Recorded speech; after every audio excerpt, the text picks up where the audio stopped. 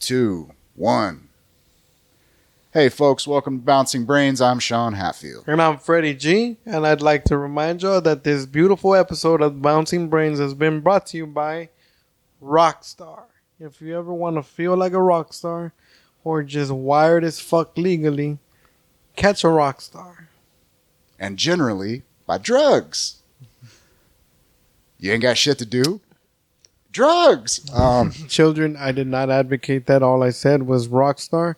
The thoughts and views expressed after I said that are solely of my co-host, Sean Hatfield. You can find them in every ghetto in America. It's like Bebe's kids. We don't die, we multiply. Word. So we're recording this, June 11th? Tuesday? Tuesday, June 11th. The day somebody died today. Who died today? Statistically, at least like 5,000 people. No. Just in this country. It's not that much. In a day? Maybe not. I don't know, man. No, it's not 5,000. I mean, it's quite a few. Is it Maybe true? that's worldwide. I don't know. Is it true that every 13 seconds somebody commits suicide? Is that true? That's possible. I read that somewhere. I know at some point there was some veterans group was throwing around a number of it was like every 45 seconds a veteran commits suicide. Oh, you know where I got that from? George Carlin.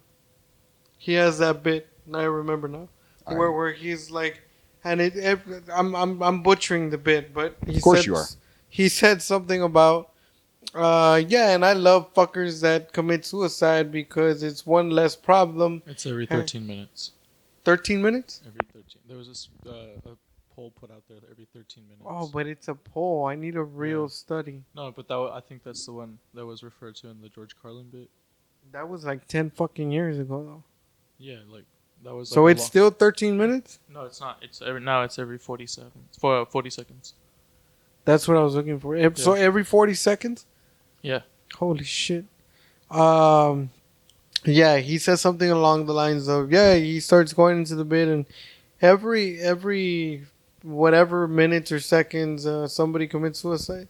And then at the end of the bit, that was his punchline. He was like, hope, and there you go, another one, but just bit the dust.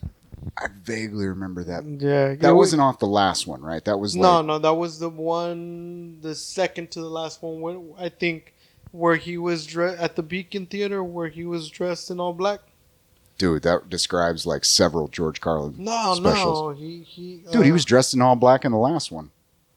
It was a sweater, but it was the last one was when he was in like a library setting, or right? I never remember where he talks about his birthday. Oh, that he's getting old. That was the last one. That he had just turned 78 or some shit like that. That's probably the last one. Then. Yeah.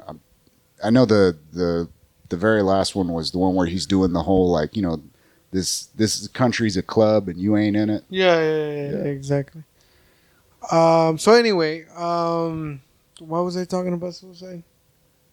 Yeah, I had just read it somewhere that like every and I think you're right, it's every 40 seconds somebody commits suicide or some shit. And I'll be honest with you people, I seriously had a point where I was going with it, but with the George Carlin interruption, I completely blanked out. I just think you really like making Joaquin put in the number at the end of the episode. What number? Call this if you feel bad. Oh, yeah. If y'all feel bad, make sure y'all reach out to a motherfucker. I mean, not me, because I'm pretty sure I can't talk you out of not killing yourself. I wouldn't be a good person for that. Yeah, he is yeah, reach out to somebody that'll help you out. Remember that shit's not the answer. But anyway, let's not start dark first. But you got my engine revved. I always like my light liquor first. I started out with vodka, and then I ended up with a dark Hennessy or a dark Remy or whiskey, and it made my mouth water. Ain't that a bitch? Now, if you want to be a functioning alcoholic, just stick to one. I was a functioning alcoholic. I could still. And then you quit. Yeah. I'm saying you pushed it to the limit. I'm just, Yeah. Well, I mean, I don't know if that was my limit. as with all drugs, Yo, pick one, stick to it, get good at it. I've seen like legit like functioning alcoholics, bro.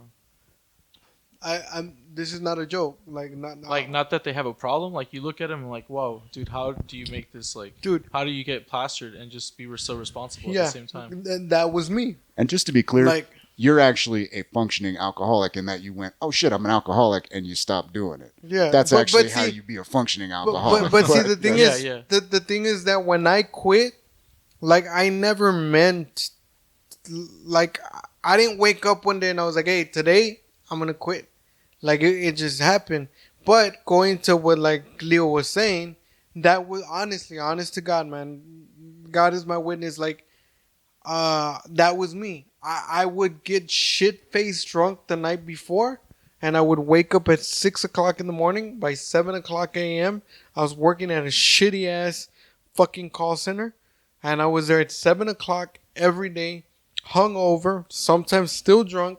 I can say that because I don't work there anymore. Still fucking drunk. And I'm not gonna lie, when I would go to fucking lunch, because my lunch was at 12, I didn't even go eat. I would go and I would drink a little bit more just so I can continue having the buzz, because that was the only way that I could get through the day. People that have a responsible job, especially if you work heavy machinery, I do not condone what I just said. So I did not conduct heavy machinery. I was behind a computer selling stupid shit to stupid people. And I would like to say, if any of those stupid people are watching this podcast, I apologize for the stupid shit that I made you buy. But thank you for the sale. But yeah, Commission feeds people. word for the most part. Yeah. Did you go to like any like 12-step meetings or? Yeah, and it didn't work. No. Again, see, Why didn't like it work like for you? I didn't. Yeah, that's a good question. Yeah, because there's a lot of people that do those. Like and it works look. for them. Before, like with everything else, people on this podcast, I don't want to shit on any method of recovery for anything or anybody. The 12-step I'm just gonna tell you my experience. The 12-step program did not work for me. I went once because it was twice because it was court order. 3 times the first time because I tried it because of me voluntarily, and it still didn't work. Now, the reason that it didn't work, the main reason, and I hope people understand this, is because all 3 times that I went, I did not want to quit drinking. I didn't. And I said it. I was like, I don't want to quit drinking. It's stupid. Like, I love drinking. I don't want to. Why? You know what I mean? I'm not hurting anybody. I'm not being an asshole. I'm working. I have a job. I get my bills paid. It's not a fucking problem. Just because you have a problem doesn't mean that it's a problem for me. You know what I mean? So that's why it didn't work. The reason it didn't work is because I didn't want to do it. And that's the message that I wanted to put out there. For anybody that wants to quit anything, even food is a drug. I'm a real big foodie person. Like, I love to eat. I really love to eat. Going through this lifestyle change and this diet has been killing me because I like to fucking eat everything. But the thing is, my point is, in order for you to be able to quit something like an addiction, the first step, I know in the 12-step program, they said that the first step to recovery is admitting that you have a problem. I'm going to tell you otherwise. The first step to recovery is you wanting to quit whatever it is that you're doing.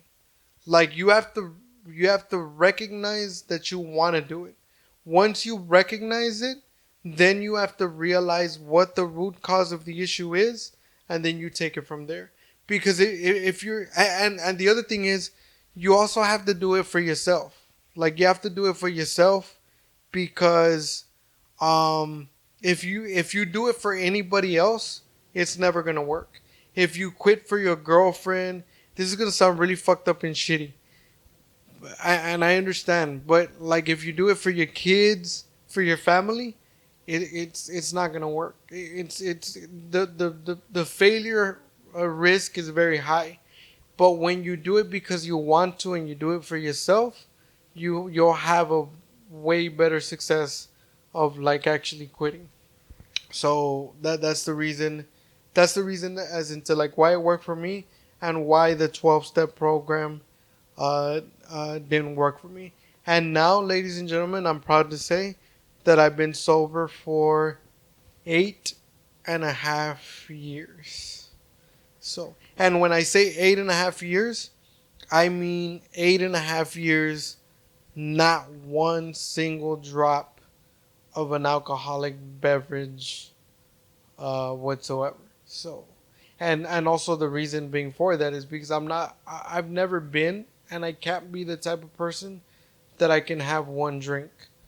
Like, I either need the whole 24 pack or don't give me none at all. I was always that kind of person, and I've been like that with everything. Like marijuana, I had to smoke whatever I bought that day. You know what I mean? Well, I mean, unless I bought it by the pound. You know, I had it for about a week or two, um, but I mean, yeah, I mean, you get the point. You're not the guy to invite to the party. I got you. Yeah, definitely. But no, that's very similar to a lot of the stories I've heard from guys who have quit drinking successfully. It like you said, man, it's got to be a decision that you have made based on your situation. You have to actually look at yourself and go, I'm gonna stop drinking. And like I started thinking like cause I used to spend a lot of money like on drinks, like just on myself. Like I got to a point where I used to drink by myself, so I started spending a shitload of money. I was spending about $300 a month on liquor and beer. Like that was including when I would go out and the beer and liquor that I had at home. Like I had a cabinet, bro, when my apartment in California, and the top cabinet, I had no dishes, no nothing. It was like 13, 14 different fucking bottles of liquor. And you were a name brand motherfucker, man, from all the stories you've been telling. Yeah. Cause I look, man. Again, I need people to understand something. I'm a broke motherfucker. I really am. I don't have a lot of money and stuff like that. But I feel that if I'm gonna do something for my enjoyment, I'm not gonna say all the time, because I have gotten drunk off of Pabst Blue Ribbon and Natural Light. But for the most part, I mean, if it's for your enjoyment, you should be able to drink what the fuck you like, you know. And if you like something that costs a little money, just make sure you can put it in your budget. You know what I mean? So yeah, I drank a whole lot of Grey Goose. I drank a whole lot of Belvedere. All right, I'm with you on the Belvedere. The Grey Goose, you can go fuck yourself with, but whatever. What's wrong with Grey Goose, man? Well, it's too strong for you. You don't like the burn. It's way too much money for not a look, man. If I'm gonna pay top shelf price for vodka, that shit better go down like water, like Belvedere. Let me ask you a question. And I say that being a $10 bottle of vodka type of motherfucker. But if I'm gonna pay money for I was gonna ask you. So I'm guessing, and please be honest. I'm guessing you were the absolute type of vodka drinker. Was that you? Motherfucker Ta'aka. Fucking what's the other one? I'm trying to remember the other bottom shelf. Kettle One. No, dude, Jesus, you're going mid range here. I'm talking $10 for a fucking bottle of vodka. Yeah, like the plastic bottle handle. No. That was, I'm classy. Damn it. There's another one. I cannot for the life of me remember the stuff I was drinking for a while. Doesn't matter. Skull. Skull's my shit. I mean, I went cheap too, man. Like you motherfuckers, and y'all can't tell me no. Everybody in this room is old enough to remember. You motherfuckers remember E&J? Hey, motherfucker, I'm the one that dropped the Evan Williams fucking reference the other day. Y'all remember E&J? Yeah. I used to get drunk off of that nasty. No. Y'all remember E&J, man? I don't think I was like even aware of drinking whenever you started drinking. Hey, fuck you. Yeah, E&J, man. Well, E&J's brandy. It's nasty as fuck, but Yeah. you can get like a fifth for like $10. Okay, but that's another thing, man. If you're gonna drink brandy, like brandy is something you Why should not? spend some money on. Yeah, because the That's other like brandy, cognac. You can find like a cheap rum, like Calypso isn't too bad, yeah, but right. you gotta you See, fuck up and get some wrong shit. You're gonna feel it the with, next day. And with rum, I could only drink Bacardi. 'Cause it's the only way. Yeah. And see, I don't know. the only reason I could drink Bacardi Yeah. was because and a lot of people are gonna disagree with me on this, but I genuinely like the taste. I love the taste of Bacardi. It's smooth, and it may mouth water again, but it's smooth. You know what, man? And You're, it hits you. you're sounding like a girl, bro.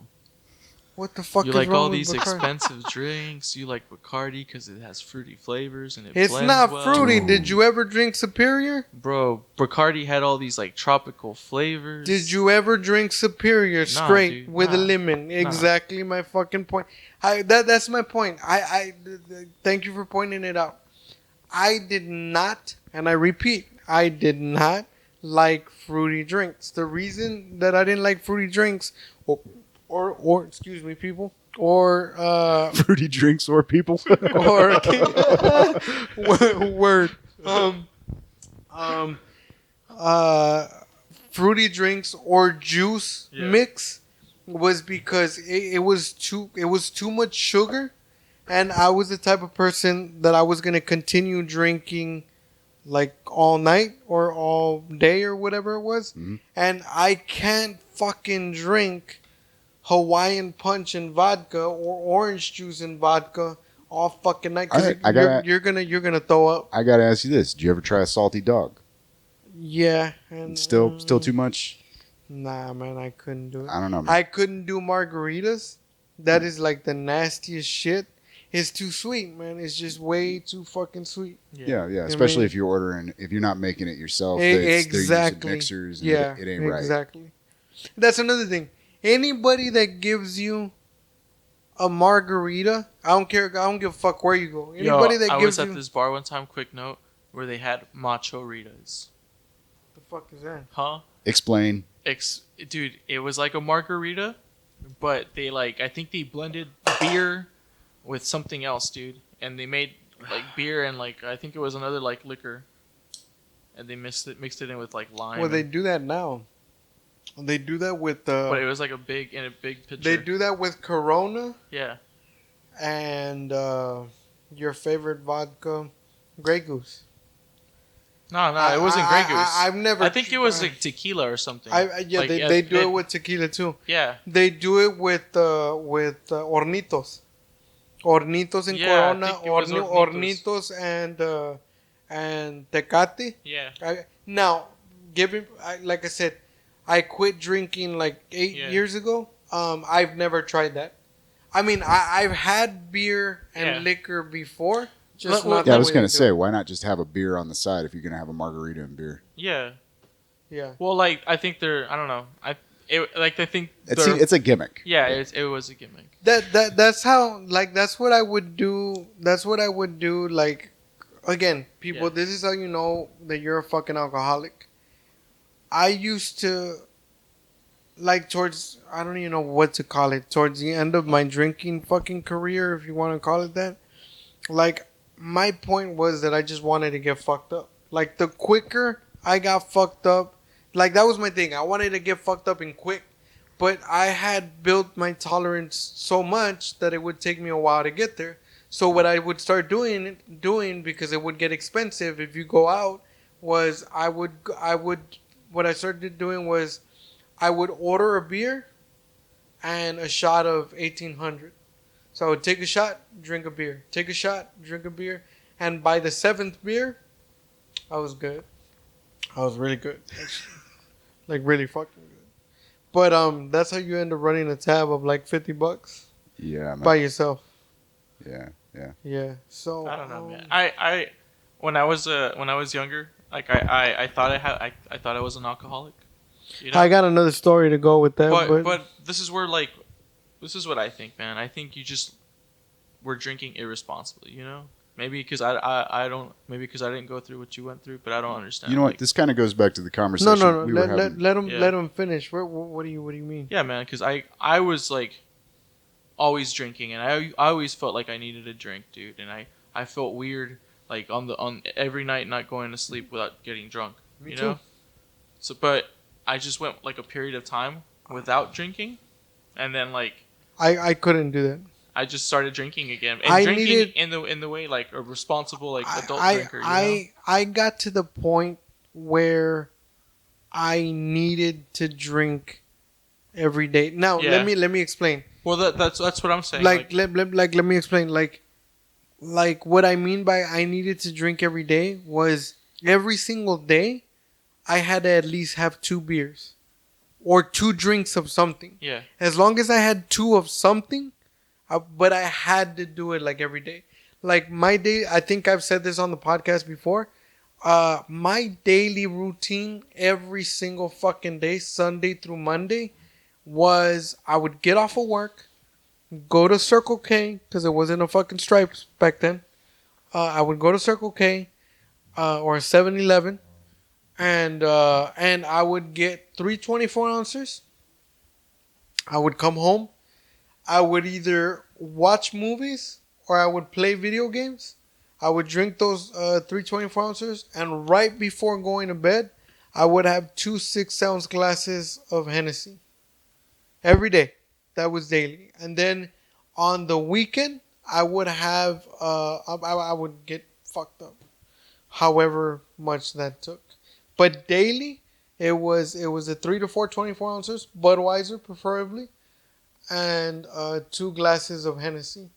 I don't want to sound like Cat Williams, but what he said was true. Like, I would take Remy as a backup, but I would prefer Hennessy because I felt that Hennessy would hit me quicker.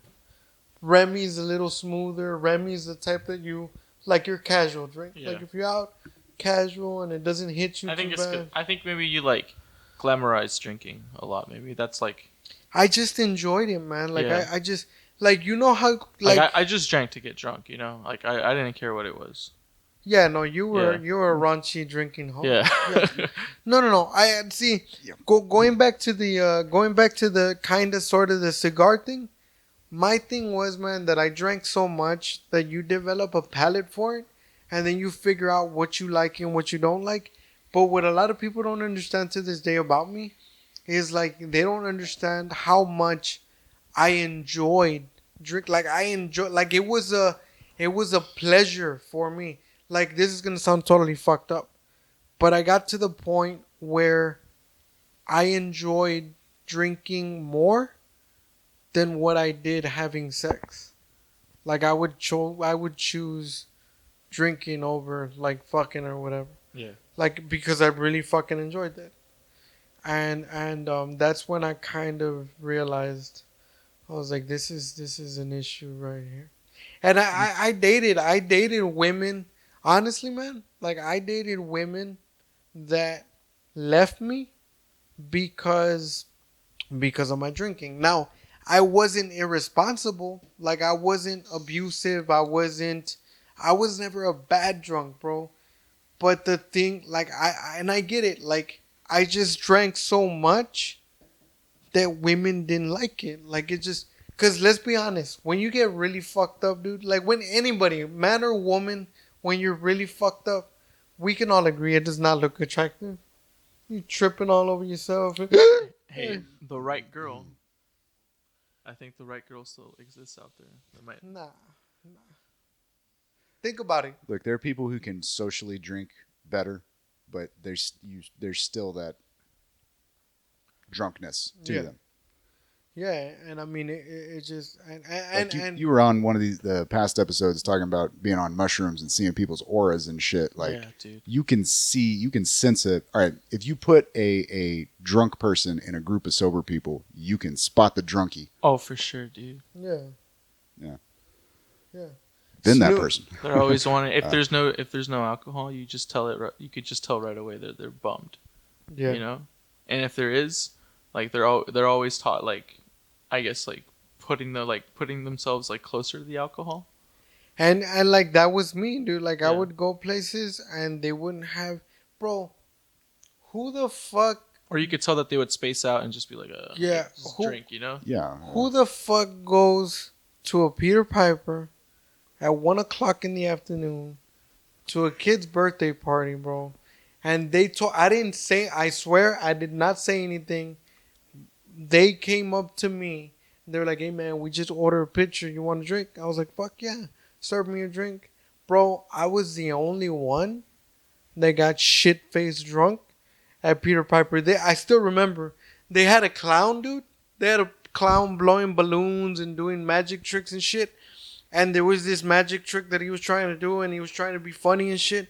And he had this little handkerchief, and he was running it by the kids, and they was like, "Hey, come on in and blow on it so it can I don't know what the fuck." And I was already drunk, and I was literally like this, bro, on the chair. I was like this, you know.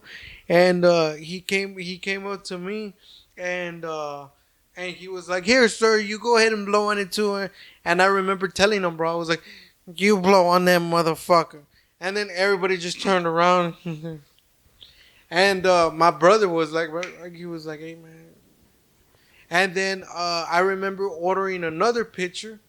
And I told the lady, I was like, "Hey, can I have another pitcher?" He was like, "No, sir." I was like, "You go get me another pitcher." And I started arguing with the lady, right? And then and then she told my brother, he was like, "I can't serve him anymore because he's gone, you know." So long story short, at 3 o'clock in the afternoon, I got kicked out of Peter Piper because I got drunk. So that's how you know that you need to check yourself, check your surroundings. Hey, but now that you're sober, you realize that that's bad, right? So what's to say that you can't like have another beer? I can't, cause I'm gonna. Let me explain to you like You're this. gonna want to do it every day. You're gonna Like- want to throw like- away like- everything you let, have. let, for let that. let me explain to you like this. If I were to have one beer today, one 12-ounce can of beer, I will fall back into a downward spiral.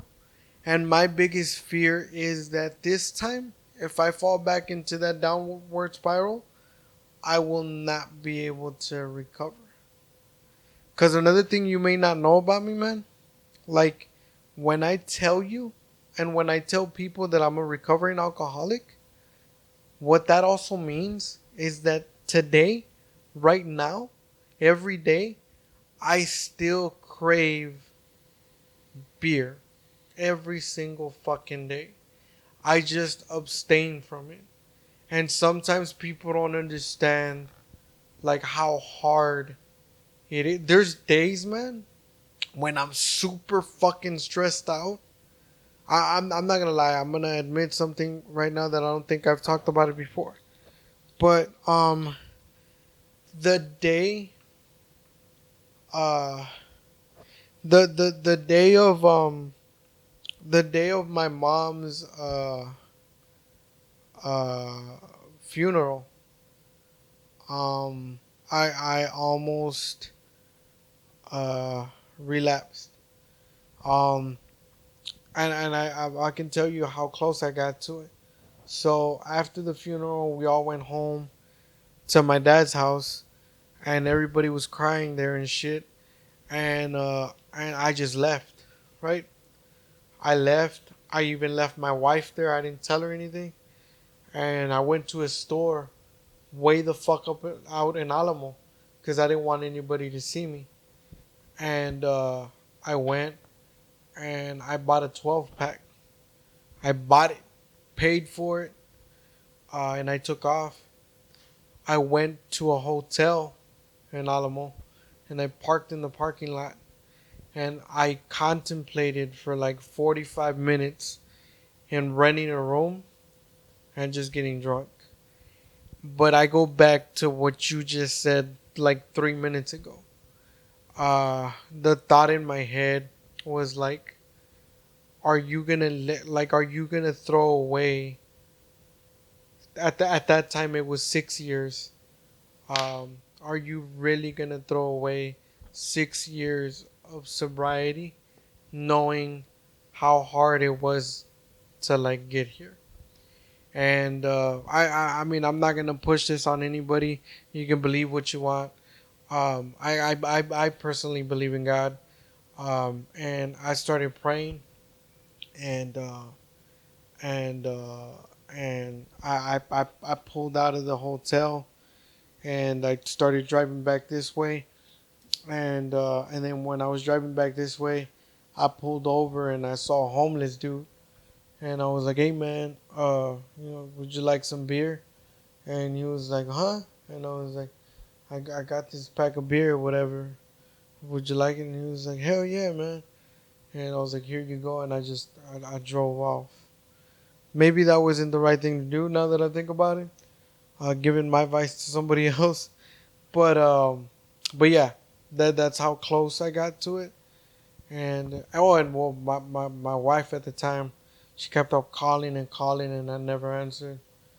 And shit like that. But that's how close I got to like relapsing and shit. It was like people don't like. That's why I don't like when people think, or like people that say, like regular people that don't have any kind of addiction. I hate to hear two things. People that have never gone through real depression, like real depression, where you contemplate suicide, and people that have never had a real addiction to like drugs or alcohol. I hate when they say just be a man and quit. That's one thing. Second thing I hate is, why you depressed, bro? Just be happy. You're alive. I'm sorry, bro. Let me turn on the fucking happy switch for you. Sorry about that. Let me just turn it on. I forgot to fucking turn it on. Dude, that sentiment, both of those sentiments tend to come from a place of people running as hard as they can from every demon in their fucking head, man. Like, yeah, why can't you just be happy? I'm fucking happy. Yeah. Don't you see me? I'm smiling. It's like, sure. Yeah. Whatever, man. Stop and face your Yeah. problems. See how that work out for you. Yeah. And I mean, it's not that simple. Like it's that's why I hate when people say that. And the one I hate the most is when, because people did it to me, man. My uncle told me, he's like, why can't you just have the balls to like quit drinking? I was like, oh, okay, it take balls to do. It does take balls, dude. But you can't, like, what you need to understand, man, is like, you can't just wake up one day. Yeah, I mean, because you can't, like, what worked for me, what worked for someone else, and like, it's not all the same, you know. So like, if most people have to set a date, you know. Yeah. And most people need that, like, that target to hit, you know. Yeah. I just kept getting hit in the head. Like, I was a fall down, blackout drunk, and at some point you go, fuck, dude, I can't keep waking up with fucking, bruises and oh shit, did I break my finger this time? Yeah. Which is not to say I still drink. I'm not sober, but I know damn well that, like, that you've heard me do that joke about me and whiskey don't see each other in public anymore. There's a reason for that, man. Yeah. Like, that's a joke, and it's true as fuck. Yeah, and I just want to throw it out there. Just say, I'm pretty sure you know, but that joke, I remember that joke is funny, because it's true. Yeah. So just keep that in mind, cause dude, that is literally, I've had that joke for fucking years, dude, and that's. Yeah, I think that may have been like one of the first jokes I ever wrote, man. Just because doing comedy, dude, was part of me kind of coming to that idea that, like, fuck, dude, I got to find something to actually fucking occupy myself. Otherwise, I was getting to that point, like you were saying, man. Fucking, if you have a bottle at home that you specifically nobody else has ever taken a drink out of, that's a red flag. Yeah, you know what I mean? Exactly. And I wanna throw something out there too, and I actually got this advice from a production, the dude that runs a production actually, and I know that when he told me the first time, I think he kind of halfly said it joking, but I, like, when I started to think about it and like repeat it in my head, it made sense, and I don't even think you know that how much sense it made when you told me when you remove something that's affecting you in your life and you remove it completely, you need to replace it with something else. Because if not, you're going to feel that void. So I felt that was true to an extent. So that's what I was going to say. Like, for people that are trying to quit drinking or quit an addiction or whatever the fuck it is, you know what I mean? Because, like, for the people that don't know, I'm a very fucking transparent person because I don't fucking care people judging me or not. I'm pretty, like Bernie Mac said, I'm pretty sure your life is fucked up too, you know. I'm not the only one. So I've also been off the porn. Like, I haven't watched porn in a long ass time. So I don't do that anymore, and I don't do it for a couple of reasons. I'll explain some of the reasons in a little bit, but because there's actually science behind it, or some science. Um, but when you remove something, it also helps to replace it with something else. So, like, for example, when I stopped drinking, I replaced it by, like, working out. I started working out, and that kept my mind from, like, wandering into wanting to drink. Then I stopped working out. I didn't relapse, thank God. But then when I stopped watching porn, I did that again, and I started working out, and it kind of got me off of that. And I mean, it's just, when you work out, you get so tired that you don't even. I'll be honest with you, you don't. Well, at least I don't fucking get an erection. And you don't really think about shit like that, or whatever. But yeah, What like motivated you to like stop watching porn? that's where I was going. So, Yeah. great question. What motivated me? What motivated me? Well, shit.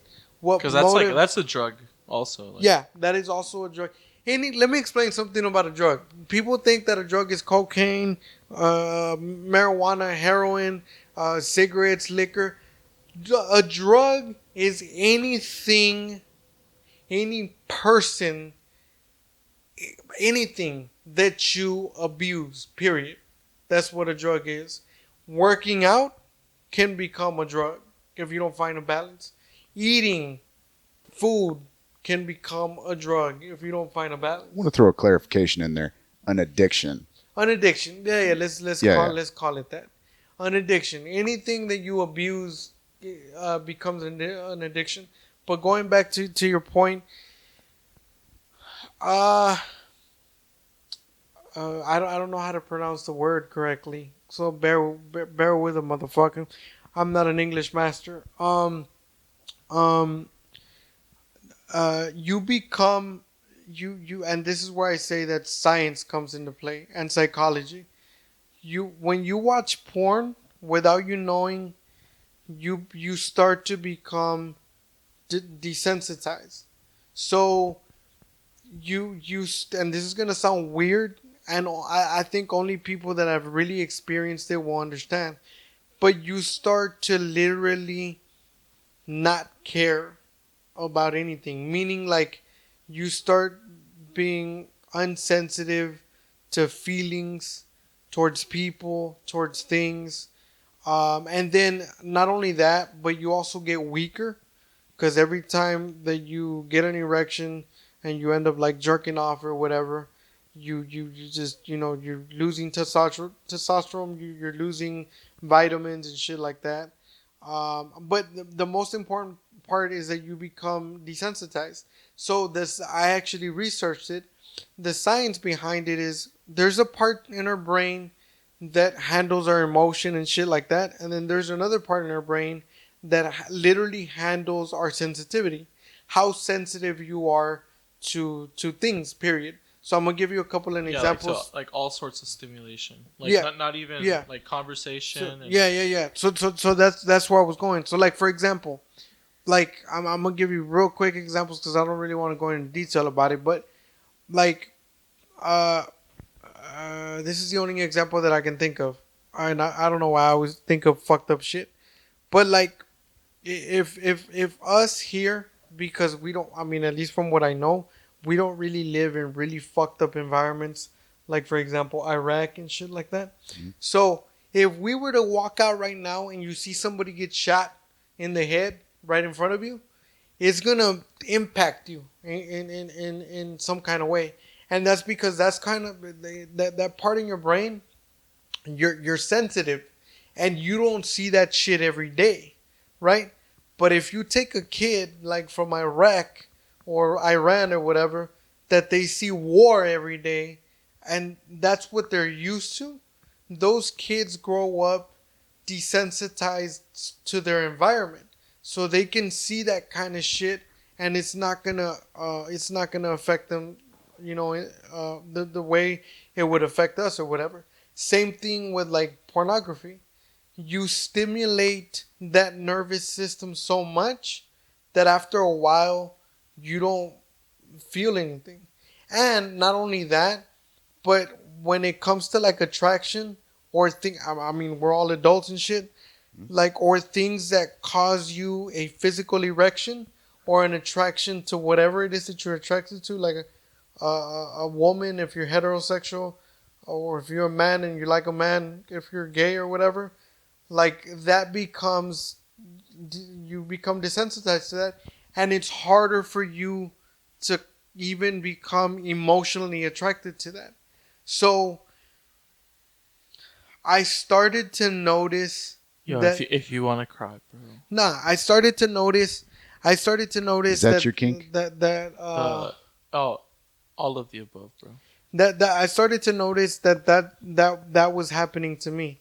Like I started to notice that I started not to care about anything but my daughter. Like people would tell me shit about other people, and in my head, honestly, like I was like, Yo, and honestly, you could tell, dude, by the way, like you interact with people too. yeah, Like now, I notice you make a lot more eye contact yeah, and stuff like that, and that affects you. yeah, You when you start to not care, like you look more like, what's the word? Like engaged. yeah, there Yeah. you go, engaged. You engage with people, you start to understand them more, you start to relate to their emotions, because your brain is getting back that sensitivity. But when you watch porn like fucking like every day, and it's like a fucking ritual, like you start not to give a shit about like anything. Yeah, And then like the psychology behind it, they said that the more people, like 60, it's up to like 60% of people that watch porn like on a daily basis, they are more likely to not find a stable relationship. And when they find a stable relationship, it's more than likely gonna fail, and they're gonna be the problem of that, because they don't have the emotional connection to connect with the other person. You know what I mean? Yeah. So that's another reason as into why. Oh, and the final reason, going back to your question, as into why I stopped. I realized that towards the end of like me watching porn or whatever, I started noticing that porn was not doing anything for me anymore. Like I would watch, and it was like staring at a blank screen. Like I was just watching, but mentally and physically, it wasn't like it wasn't doing anything for me anymore. So I was like, you know what? I think I need to stop doing this shit. And I just thank God, and me and me and the our cameraman have actually had this conversation before. Like I thank God that I've always been the type of person that I've always been very strong-willed and very strong-minded. So anytime that I like really want to stop something, like I have the brain power to like stop and like stay away or whatever. So I just like that. That's how I do it. And I hope that I answered your question with that long ass rant. But yeah. but yeah, that's kind of Nodding like he's on camera. yeah. That's kind of the reason as into again. I'm not, and this is gonna sound totally fucked up when I say it, but please understand. Like, I'm not saying don't watch porn if that's what you're into. I'm just saying, going back to the addiction conversation. Like, I guess in moderation is what I want to say. Anything that you do in moderation, um, it's okay, kind of, I guess. Yeah, like if you're out in the woods or if you're out in the middle of the desert, you know, like hey, you know, if you have no one out there and you just so happen to have 4G LTE, like go With at it, Verizon, dude. by the Or way. you know what? If you're old fashioned and you got the magazines, you know, go ahead. Bro. Yeah. I mean, everything with moderation. I mean, by the way, this goes out to our cameraman. I did more research on beer, and all the health benefits that we told you about on the last episode. Yeah, man, drinking one beer daily Yeah. is very healthy for you. All right, dude. All right. I found 3 more sources. So, one of them was the Mayo Clinic. Is that how you pronounce it? Mayo Clinic. The Yeah. Mayo Clinic. Yeah. Yeah, I was gonna say, how many of those are paid for by the alcohol distributors? Yeah, by L&D and shit. No, LNF, right? That's I don't Bud know. Light and Budweiser. Is Yeah, it L&D that's- or LNF? That's the local. Yeah, well, yeah. Shout out to our local. Sponsor us, please. I mean, Yes. we just bashed on drinking, but But you know, we would gladly take rep- a sponsorship. Yeah, Drink responsibly is all the fuck I'm saying. yeah. That's all I'm getting at. Yeah, I just said it. Isn't there like a national month for like no drinking, like no drink someday? I No was drink? I, wa- I was Was about to say October, but they actually got fucking Oktoberfest in October. Isn't it so no drink November? What? No, it's no it's- shave yeah. November. Dude, Yeah. there's no nut November too, like what we were talking about. Yeah, With like you don't what's it called? You can completely abstain from sexual like jerking off and stuff Activity, like that. yeah. Yeah, and sexual activity. And it's to promote like breast what's it called? Prostate cancer, prostate awareness. yeah. Like doing it chronically actually like is bad for the prostate as well. And But- yet not ejaculating at all, also bad for the prostate. I think Yeah, just having a exactly. healthy sex life is good for the prostate. Fair enough. Yeah. Again, people, I think the Yeah. theme of this episode Well, a beer is day. every- everything in moderation. Yeah, a beer day. Including moderation. Yeah. Sometimes you got to go balls out. Yeah. And that leads to our next segment of the podcast. No, I'm kidding. Just for our I was our like- video viewers. I was like, where is he going with this shit? I got the tape. I got the measuring tape. Yeah, man, but I think, and I'm totally gonna bite my tongue when I say this, but And everything, yet he still speaks. everything in moderation, and you have to find a balance. And the reason I say I'm gonna bite my tongue on that is because till this day, I'm still struggling to find a balance between the shit that I do. Like sometimes I do think about it, like should I really be working out twice a day? You know what I mean? Like, I now I do it. I do it because I have the energy for it, and like I want it. Like I'm at the point already. I've been doing this for almost 2 months, and I'm at the point where not only do I enjoy it, but you know the other thing that motivates me to do it, man. Like I said 2 episodes ago, like me working out as hard as I do, like it has put a hold on my depression and anxiety like crazy. Like I don't feel like I'm not gonna say I What? So why do you feel bad about working out like twice a day? If it's doing so much good, shouldn't you be doing more of it? That's why I'm asking. Correct me if I'm wrong, but I think you were just going back to the point you said. Like any activity taken to that point of where it starts to interfere with your life, or it's causing. Well, I some mean sort of- that's why I'm asking. Is twice a day too much, or, No, or no, what? I what think is- if you make it work, I think it's just a matter of time. Unless Having you're enough hurting time. yourself. Yeah, like if you're devoting time to something when you should be devoting time to something else, like your responsibilities, then I think it starts to become a problem. So you know the only thing that I do question myself on, and I've been doing this for the past 2 weeks, is I've only been sleeping for about 4 hours, and I've also read as far as sleep goes that if you sleep for 4 to 5 hours for an extended period of time, that you raise your dementia risk by up to like 40%. I don't Yeah. know how true that is, though. Yeah, I've like read a lot of different numbers, man.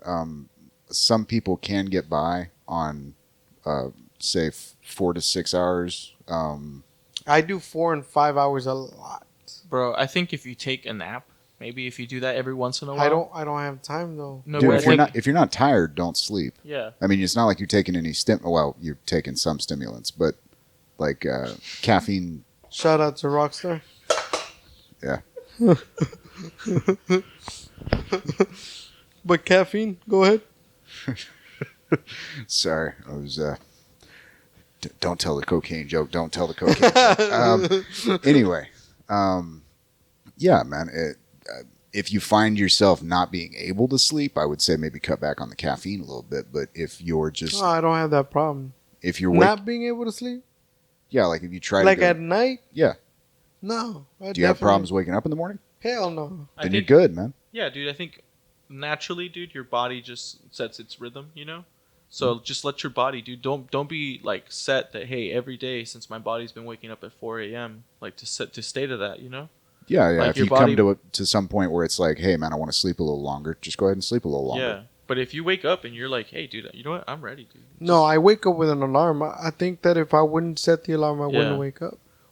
Run some experiments, man. Yeah, like try a day no alarm. See what. But then what I'm time- gonna miss my workout. No, Skip the morning workout. Yeah, like do it See on the if you- weekend. If you wake up in time to get the morning workout in, then hey, you're good.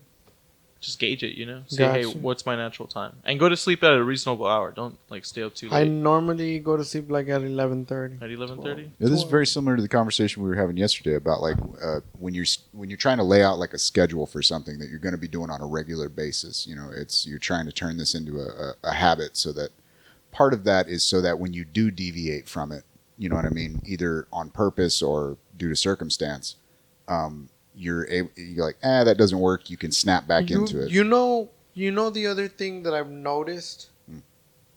Well, I mean, I don't want to talk about it too much because I've said it like on fucking 6 different episodes, but like, I really enjoy doing this shit. Like, I really love and enjoy. I'm so glad that we started this podcast because I really enjoy this shit. Like, I got like so much shit in my head, and I found a way to like channel it so that I don't sound crazy to people. Right. But the reason that I point that out is because people that are close to me, like really close to me, and know what I'm going through and what I've been through over the past 2.5 years, everybody keeps telling me to like seek a psychiatrist, go to therapy, shit like that. But I've noticed that with this and my comedy, like, people don't understand, like, this shit is my therapy. Right. Like, what we're doing here right now is my fucking like therapy. And it helps a lot. Like, another thing that I've noticed, I've become a much better conversationalist and listener. I've learned to I've learned to get my point across with people, like, within a conversation also. And I know for a lot of people this may not seem like shit, but I've learned to get my point across without being or sounding disrespectful most of the time. Sometimes I still fuck up. I'm not gonna lie. But y'all gotta understand, like, that's just the asshole in me. You know what I mean? Like, that's just like who I am. Like, you know how they say, that person has an attitude, but that they say if it's his personality, it's not really an attitude. It's just that's my personality, And it's not like I try to purposely be an asshole to fuck up somebody's day. I mean, not unless I'm on the expressway and you cut me the fuck off, then yeah, I hope you blow out all 4 tires and shit. But yeah. No, but I cut you off once, dude. Come on. yeah, dick. So yeah, like through this podcast, I've learned to be a better conversationalist. I've learned to like listen, and because we're able again to talk about anything and everything without anybody telling me you can't say this, you can't mention that. Yeah. Like I feel that I can get my thoughts out. Yeah. You know, Because there's like a freely. natural, like, I don't want to sound too hippie, but there's like a natural, like, formula for like a conversation, you know? Yeah, You yeah, can't just like. yeah, and you're absolutely right. Yeah. I was watching this. Another thing that I've been hooked on that I think y'all should get into too, cause like I'm real stupid. Like Yeah. I'm real ignorant to a lot of shit. You know what I mean? Like to a lot of fucking shit. So the only way I learn shit is through podcast and through reading. I've been doing like a lot of fucking reading because, like I mentioned in previous episodes, we're in the age of technology. So that means that if you choose to remain stupid and retarded, that's a choice that you're making. You have everything in your fingertips now. Yeah. Point being that I was listening to a TED Talk. What that TED Talk was about was plain, simple conversation. How to have a conversation, why you're having that conversation, how to deliver your point, and that lady said what you just said. People don't know. 80% of people that talk don't know that there is a formula to having a conversation. And because those people don't know that formula, that's why it creates arguments. Yeah. And that hit me in the face.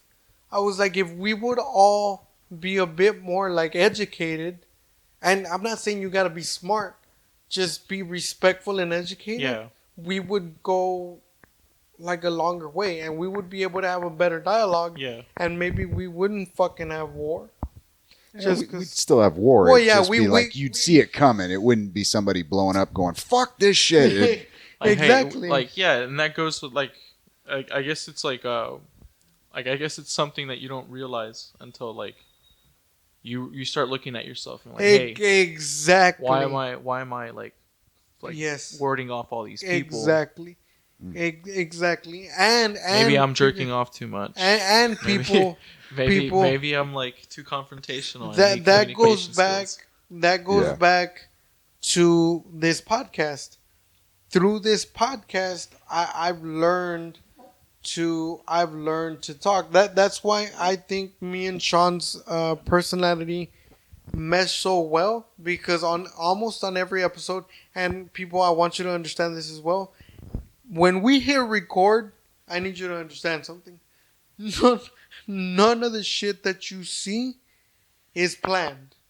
None of it. We hit record and like that's it. So what I'm saying is, like, when you see me and Sean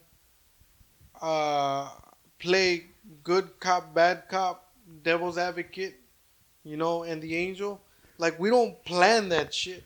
We have not prearranged these roles. Exactly. So what I'm saying is, like, that's because of the way that we think and the way that we function and the points of views that we have. And the reason that we haven't choked the fuck out of each other and killed each other is because, again, we've learned to hold a conversation and respect each other's point of view, and mostly because it's frowned upon if you choke the shit out of somebody on camera, especially. Look at Freddy. He can't handle a dead body. Yeah, no, I would not be able. I wouldn't even know what to do with it, other than fuck it. Yeah. I'm kidding. I don't know. If you watch enough Breaking Bad episodes, maybe. I don't think there was any necrophilia in Breaking Bad. I could be wrong. Yeah, I was gonna say, man, I and this might be a bit of a cynical or maybe in some weird way an optimistic viewpoint of mine, naive perhaps. But when I come across people who are like, oh, I don't like to talk about politics because it leads to a fight, that automatically tells me that you don't know how to have a conversation. Yeah, exactly. I actually have more fun conversations talking about politics with people who can have a conversation and disagree with me. And I'm gonna say another thing, because I've been at fault for this before, but I learned. I have a family member that when it comes to politics, we're on two different sides of the spectrum completely. She is a 100% like Trump supporter, and I'm a 100% think he's an asshole, right? So I've fallen into the situation where I literally went at her throat and I called her a fucking racist. And I think at one time I even called her a piece of shit. And I did. I really did. But that, again, going back to this podcast, talking to Sean, talking to different guests. Did you ever say, "Hey, I'm sorry" to her? Because that's hardcore, man.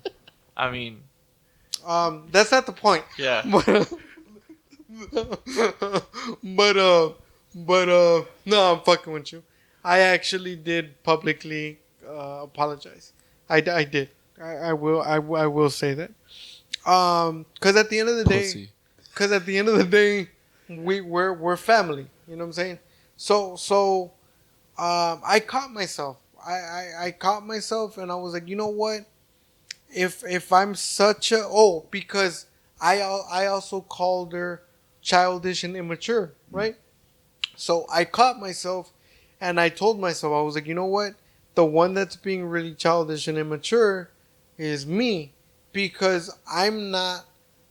Whether I think it's fucked up or not, like I'm not respecting her point of view, and me not respecting her point of view is disrespecting her as a human being, As an American, dude, because she has the right, dude, to like whatever she wants to believe. Exactly, and you're absolutely right. So, America. So I feel that going back to what Sean was saying, whatever your political view is, like I feel that if you don't even have to be a very intellectual person. You know what gets me though? Like, what gets me is these like little petty insults towards like each party. Yeah. You know? Yeah, that Like, gets annoying real fucking quick. Yeah. And I've been at fault for that too. Yeah. I used to tell people that supported Trump had small dicks because of the flying balloon. I mean, it's something if you're doing it amongst like friends or family that can handle it, and it's just like it's meaningless, and it's nothing like that's gonna lead to further confrontation. Like a joke, like hey, if they could take a joke, like yeah, you know. Mm-hmm. But like if it's something like where you like instantly meet someone and they say, "Oh, I'm a Trump supporter," and you're like, "You're fucking retarded," you know. By the way, That's just antisocial on the face of it, man. But or like just like so you just something petty, you know. I can't think of anything right now, but well, little things, fucking Yeah. was it libtards, cuckservatives, fucking this, that, and the other, like Yeah. all these little fucking. It's like, look, man, like what you're doing there is just basically it's like, hey, man, just want to remind you, I think you're less than human. yeah, Just come on, you're not gonna. And the fucked up part is you'll hear somebody make a statement like that after just having a dialogue with the person who they're insulting. the only ones the only ones, and I do want to come on record and say that the only ones that I don't have respect for, and I think that even to a certain extent, I'm still wrong for what I'm about to say, but I apologize, people. I'm not perfect, and I have not gotten over that hump. I'm trying to figure it out, but for now, I will say this on record. The only ones that I really do have no respect for, and they can go fuck themselves, and I hope that they get burned alive and pissed on the ashes, are like people that pedophiles, people that intentionally hurt women and children, or that you're trying to fuck a little boy or fuck a little girl. Fuck you. Like I just and I have so much like resentment towards them, and maybe I shouldn't, man, because I'm not perfect, but I ain't never fucked a little boy or a little girl. You yeah. understand what I'm I mean, saying? but if you're Christian or Catholic, I mean, you believe that like God looks at all the sin the same. So Exactly. It's like And that's where my daily stroke. But I think most of it is my human emotion. You know what I'm saying? Because come on, dude. Like I could never look at a little girl or a little boy yeah. and be like, dude, like I'm gonna do this shit to you, Yeah. Like I can't. So I think it's my human emotion. Have you ever seen that movie? There's a movie or documentary that got released. I think it's called Chicken Hawk. You can find it on YouTube. Hmm. And it's basically like this documentary crew finds like these pedophiles and like it follows them. And it shows you like there's like weird different like I mean cuz they're human, you know, there's different personalities. But there's one that's super like loving and tender where he thinks like boys are like flirting with him when they're like opening the door for him or whatever, and he's Yeah. like, "Oh, like that's so cute. Like look at him, he's just flirting with me." And then there's like cynical, like weird, narcissistic, like psychopaths, Yeah. like that do that too, you know. Yeah. So it's Like- just like it's on a whole nother spectrum, you know. Like there was this guy, there was this documentary that I think I saw on Netflix, and he was on death row because his thing was he would molest, rape, and kill children, and then he would bury the bodies, right? Hmm. So he was basically a serial child molester and rapist, right? Right. So that's how he ended up in death row or whatever. And his thing, like, and it made me feel. I almost broke my own TV. Right then, I realized that it wasn't gonna do anything, and it was just gonna cost me money. What- So, he said that that's the way he was, and that's the way he was born, and that he wasn't gonna change, and that he literally said this. He said, and if I was ever released again, I'm still gonna try to have sex with little boys. Right. And that's what I mean, people. Those are the people that I feel, and like I said, I may be wrong for feeling this, Yeah. but I feel that those people don't have a place on earth. Like you there's no soul in you, bro. Yeah. I'm sorry. And there's no explanation that you can give me that you can say, like the argument that they're trying to build now, that they were born that way. Yeah. I'm sorry. I think brother. some of them were like No. looking at that documentary. It made me think that you know what, maybe they were because they weren't violent or anything like that, and they had like done it like there was one case where a guy did it consentingly. Like there was this little like 10-year-old who liked him too, and they were talking about it, and like it's almost like they formed feelings for each other, you know, and it was kind of weird, but it made it seem like this is like this was his one thing, and everything else like he was a good law-abiding citizen, and he even felt shame for like doing all that, you know. I got into a really heavy argument while I was drunk. Right? Yeah.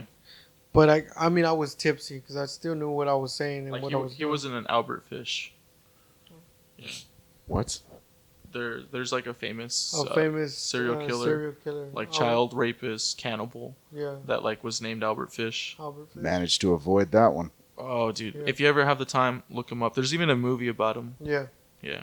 I I'd rather heard- not. Yeah, I heard about him. Yeah. I was having this conversation and we were a little tipsy or whatever. So I long story short, I made a comment and I started talking about this girl that I wasn't even dating. I was trying to get at her, but she was 18, right? And I was 27 at the time, 26 at the time, I think, and she was 18. That's the look that guy gave me, and he said, "Hey man, he didn't even say, don't you think that's a little pedophile-ish?" He said, "Hey man, that's you're a pedophile, man. Like she's 18." And I was like, first of all, homeboy, don't ever call me that shit. First of all, second of all, is she's 18 years old, man. As long as they're 18 and above, and that's a whole different conversation. If she's 18 and she looks like she's 13, then I would say that's a little pedophile. It's still 'Cause the it- same age, bro. No, I don't. I think it goes off looks, bro. No, Like no, it's, you're, it's you're just- definitely you're wrong. looking at someone and you're getting attracted to them. You know.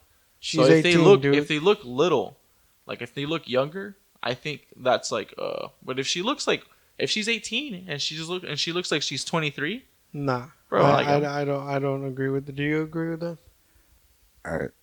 Look, first of all, pedophilia refers to like prepubescent children. So yeah, somebody throwing around that term like that for somebody, finding an 18-year-old attractive is probably a bad use of the English That's child language. abuse. That's child abuse. That's not pedophilia. No, it's not. No, but here's the Fuck thing. you. Here's the thing.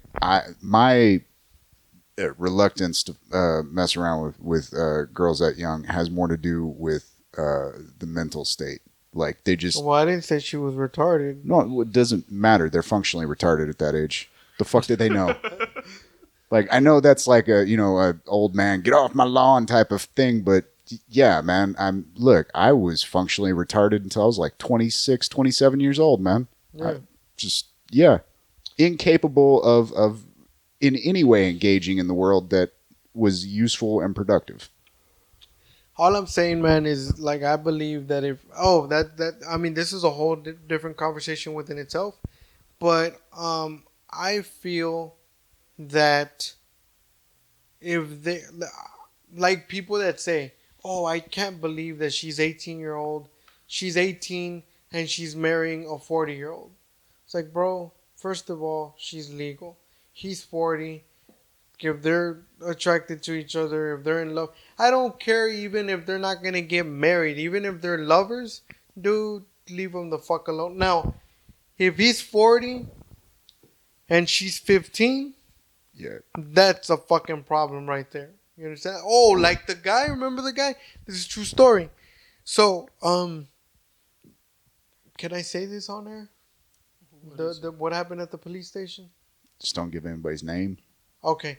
So there was a gentleman that went into I'm not going to mention the police station, but they went into a police station and they wanted to report a grown adult that was sending he was sending porn. He was saying porn and nude pictures of himself to a 15-year-old girl. And I believe, if I remember correctly, the dude was 27, I think, or 26. No, he said 23. 23? Yeah. He was 23 and she was 15. And he said that she was his niece. So, yeah, like when you're doing that shit, yeah. Like that, you're just asking for it, bro. Yeah. Not only are you asking for it, but you have a problem. You have a serious problem. Yeah. So, yeah, that shit really happens. And to be clear, I've seen plenty of 15-year-olds that you could mistake for a grown-ass woman. Yeah. But at the moment you find out that number, Run you away. Back the fuck Yeah. up, son. No, Yeah. not back. No, you dude, run and away. Then, and then also, like, there's a lot of guys in jail, dude, because that happened to them where they were like, they met someone on like a dating app or Facebook or something. Again, that's why I say fuck dating apps. Yeah, dude. Well, and they thought they were meeting like a 20-year-old or an 18-year-old, 19-year-old. Yeah. But it was in fact a 15-year-old, and they went to jail because like they was that statutory rape or something. Yeah. Like that. Yeah. Yeah, man. Another reason to always meet them at a bar, so they have to show ID. Word. And Buffalo Wild Wings does not count as a bar. Or Peter Piper. Word. Or Peter Piper. And please, like I said, if you go to Peter Piper at 1 o'clock or at any time for that matter, Peter Piper is not a place to get drunk. Shout out to Peter Piper though. That fucking lunch hour buffet. Word. Y'all, when I was able to eat pizza, Peter Piper, that buffet. Yeah. Hey, that shit hit the spot. I just want to put that out there that I still eat pizza. So if Peter Piper is listening to this, any Peter Piper employee, we could arrange something. A shout out. Word. For free pizza. We're not family friendly, I- but the parents got to get them there. I agree. I completely agree. Which brings me to another point, man. And I just want to talk about this briefly because I do want to put it out there. After a month, what was it? About a month, a little over a month of having. I'm not gonna say no carbs, but having carbs under half a cup, or like keeping it up under 50 grams on a daily basis. I finally had a piece of pizza today. Shit your pants. And no, I didn't. I really didn't. You had like a a tiny ass piece too, yeah, dude. I thought I was, Like a little bitch but piece. but I didn't. And first of all, what I'm gonna say is that was my cheap meal for the month. Secondly, I want to tell y'all, I almost fucking relapsed, and I almost ate the whole fucking thing, man. I But you got forgot. like you're painting this picture like if it was like a big old pizza. It was like a little personal size pizza. And I didn't even eat the whole thing. I had a piece of that, and I gave the other half away. Dude. Yeah. By the way, but it like pizza is so delicious. Yeah, yeah. Yeah, man. Like as soon as that pizza touched my lips, I think if you do it like carbo loading, like that one piece, like in the morning when you wake up, if you just like, I think that'll be like a buttload of energy, bro. what do you mean? Probably have Like to carbo switch load. to doing like a lot more cardio or. I'm doing Maybe. a shitload of cardio already. I'm up Like, to aren't 4 miles daily. Yeah, 4 Okay, miles. yeah, that's not bad. It's not bad. Yeah. Yeah. Do you want to give your gym a shout out? Hell yeah. Yeah. Shout out to True Fit on 2nd and Business 83. Something that I was like thinking about the other day is the gym is so close to your house, Yeah. and you go do cardio at the gym. Why don't you just walk? We've had this fucking conversation, and I don't mind saying it on camera. Because the one time that I tried to fucking walk to the fuck. Keep in mind, people, I work out every single day at 4 o'clock in the morning. It's still fucking dark outside, alright? So the one time that I tried to walk to the gym, and actually I tried to walk into the gym that day because I didn't have a car. My car was broken down, but I wasn't going to let that stop me. So, I was walking toward the gym. I literally lived like 3 or 2 blocks away, and I ran into a big ass fucking dog. And me and this dog played stare it down for about 15 minutes. I was about to shit my pants because they kept coming closer and closer to me. Let me tell you, people, me and dogs do not get along. I just, so that's why I'm not about to run. And then I have to walk down an alley, a dark ass alley at that, to actually get to the street that takes me to the gym. So yeah, that's the reason as to why I don't fucking walk to the gym. That night I walked to the gym, but I had to cut my workout short by like 30 minutes because I spent fucking 15 minutes staring at a fucking dog. But I'm pretty sure you had to walk back. And was the dog there? No, No, but I dude. mean, See, it was just a one-time show, dude. It was just fuck that. I'm not willing. he was just pulling up out there saying, "Hey, man, if you're gonna walk through my hood, you're gonna show respect. You're not I gonna be, demand my respect. you're not gonna be over here sea walking in my block." kid." You gotta understand, man. This dog looked mean like a motherfucker. Like this dog was no Snoopy. You know what I'm saying? Did he actually even do anything, or did he just stare at you? No, he was just staring at me. I'm He telling did you. growl once. He was just repping the hood, dude. Yeah, He was yeah. just, I understand he was standing his ground, but I was trying to stand my ground, and I have a hard time doing that already. So, and I don't think he understood that. So yeah, that's why I will not walk to the gym. I don't know. I say you give it another try, man. No, maybe, but maybe you could get comfortable enough doing a no, couple laps no. around the block. I say fuck you and the ass you rolled in. That's look, what I say. Freddy, I don't know if anybody's ever given you this advice. Don't visit Africa. You actually gave me that advice. Did I already? When we talked about the 16 shots? 16 shot. Well, you need 16 shots. Like Oh, yeah. I'm just saying, man, you limp like that in front of a big predator. We'll never see you again. Pretty much. It's lunch or dinner at that point, and it's a done deal. You're a snack, bro. Death by alligator. I don't think that's what God wrote in the book when. Yeah, I don't. How gnarly do you think that pain is, dude? To get like.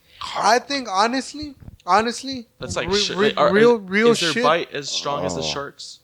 I think it's stronger. Yeah, it's pretty fucking heavy. Yeah. You ever seen that one? They're doing that show, and I think it was Thailand, where the guy's putting his head inside Oh the. yeah, and dude. Bam! It just snapped Yeah. down on him. Fuck. I'm pretty sure that crack gave him a fractured skull. Yeah. Oh, shit. The thing is that how can I explain it? Like if you were to ever run into a fucking like gator, and like Sean said, like once they get you, man, the chances of you getting Yo, and they're away, pretty fast, dude. Yeah, they're dude, like little linemen, dude. yeah, dude, Like, they're fucking fast. yeah. You might want to fact check me on it, but I want to say that they do run about, I think it's 20 miles an hour. So you're not gonna outrun an alligator at full. It depends on the breed, man. Like a smaller one, like a little 5-6 footer, like Oh, and those without- are small. Yeah. for a gator, yeah, man. Like I've seen some of the ones along the coast here, man. They'll run pretty quick, but like the bigger ones, they're not that fast on Yeah, land. like they The have a good sprint. Like, Have that's- you ever seen the ones in You don't have to go that far. Have you ever seen the ones in Louisiana, trying to cross the fucking street? Yeah. Now again, man, the smaller ones, the big Yeah, ass. there's different like I guess different species of alligator. Yeah. Like, Well, there's some also really- they get bigger as they age. Oh, like, for real? well, yeah, man. That's why like the little ones look like they have like long ass legs. It's just that they're. You don't think they massive. cap at some point? Like It's just some- as big Their as they can- size? Yeah. I think they're one of those species that as long as they're alive, they keep getting bigger. What the fuck, dude? Yeah. I think like Could be wrong about that turtles are like that too. You know? Yeah, Yeah. turtles will keep. And see, the thing about turtles is that the turtles live their life expectancy, if they have a healthy diet, as crazy as that may seem, because they eat green their whole fucking life. Mhm. They live, I think, up to like 150 years. I think. They sleep a lot too. I want to say they had one just. Dude, have you ever seen a turtle fuck? Yeah, dude, I've seen. You those seen that videos. shit? In the You- wild. No. You know where I saw that? Yeah. These two turtles, these two medium-sized turtles, were going at it, man, just pounding at the Just fucking. like- Yeah, they yeah. make that sound. At the fucking zoo. Shout out to the parents out there. Shout- I do all animal sounds. Shout- so shout- if you guys want to shout hire me out for to, birthday parties, Shout out to Gladys Porter Zoo out in Brownsville. They were going at it, man, and then like he was all up on that shit, and like he was Yo, doing that. you know that what's- he you was know doing what's- that noise. Do that noise. and And then for the then ones. the girl was going. Yeah, exactly. Exactly. This real shit. He was attacking Yeah, that man. turtle pool, bro. He And then was- for the people watching, like when he was doing that shit, like his fucking head and his neck stuck out like a giraffe, and he was doing this shit right here. I was like, man, homeboy, that shit really tearing that shit up right now, bro. bro, oh, dude, yeah, man. My aunt got mad at me because she heard me tell the turtle. Like I'm not into bestiality, dude, but I like watching videos of animals fucking, dude. That's just funny, dude. It's just funny, bro. You got an issue, bro. I don't know. We might need to edit that part out. You totally brain fucked me there. Yeah, I'm not into that. I just thought it was kind of crazy. This turtle, you don't understand, people. This fucking turtle was going to work on this bitch, like for real. Like he was letting her know I run shit today. You understand? And I expect a sandwich, a vegetarian sandwich, when I'm done doing this shit. Oh, and by the way, in that matter, turtles are like humans. Right after they're done fucking, they go to sleep. So, like right after, it's Bro, a done deal. Like it's because of that workout. like dude. like he They- gets they- off. Saying that like you've done a research study on this. Like- I'm telling like- you, man, they nut and then boom, right to sleep. like he gets off. No pun intended, and just he's out. You know, like a light. and Tuck shit. it all into the shell. It's like, I'll see you later, Pretty bitch. much. He busts that nut. He goes into his nut, and that's a done deal. You ain't got to leave, but I will. Yep. Yeah, man. Like that shit was crazy, bro. Dude, and they have their little homes in there, so it's Yeah, perfect, bro. man. You don't have to go anywhere, bitch. You're in your house. Yeah. Yeah. And if I ever want to run, it's not like you can take half of my show. You got your own, bitch. So, yeah, man. So I don't know how the fuck we got into turtle fucking, but I don't know, but you were excited about it. I just let you go. hey, with it. man. Just let you go with it. All I'm saying, dude, is like our cameraman said, that shit was entertaining, man. Oh, age and size. We were talking about stuff that gets Yo. older as it gets bigger, as it gets Oh, older. yeah.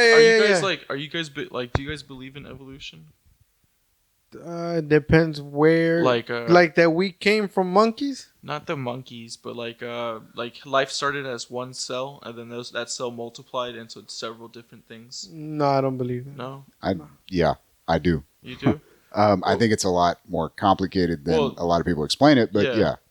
But like, imagine if we could like revert our genes back to like that like part where we were almost like reptiles or reptile like to where we could grow in size, like what Sean was saying.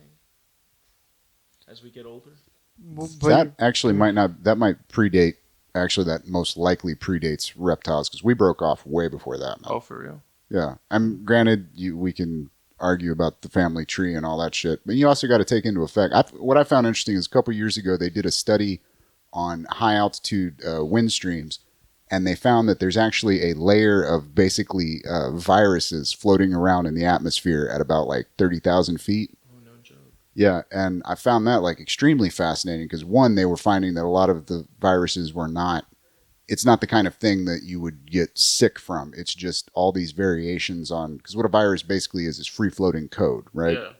So there's a lot of evidence that what we would have previously considered like evolution, like, oh, over time it slowly mutates. It's like, yeah, but you also have the effect of viruses coming in and injecting themselves into the cell and changing it that way. For example, like mitochondria was not originally part of what the, say protoplasm type cell. Yeah. I might be using the wrong dialogue on that, but basically what you're getting is one thing swallowed another thing and it went, oh shit, this works. And then it's just symbiotic evolution, basically.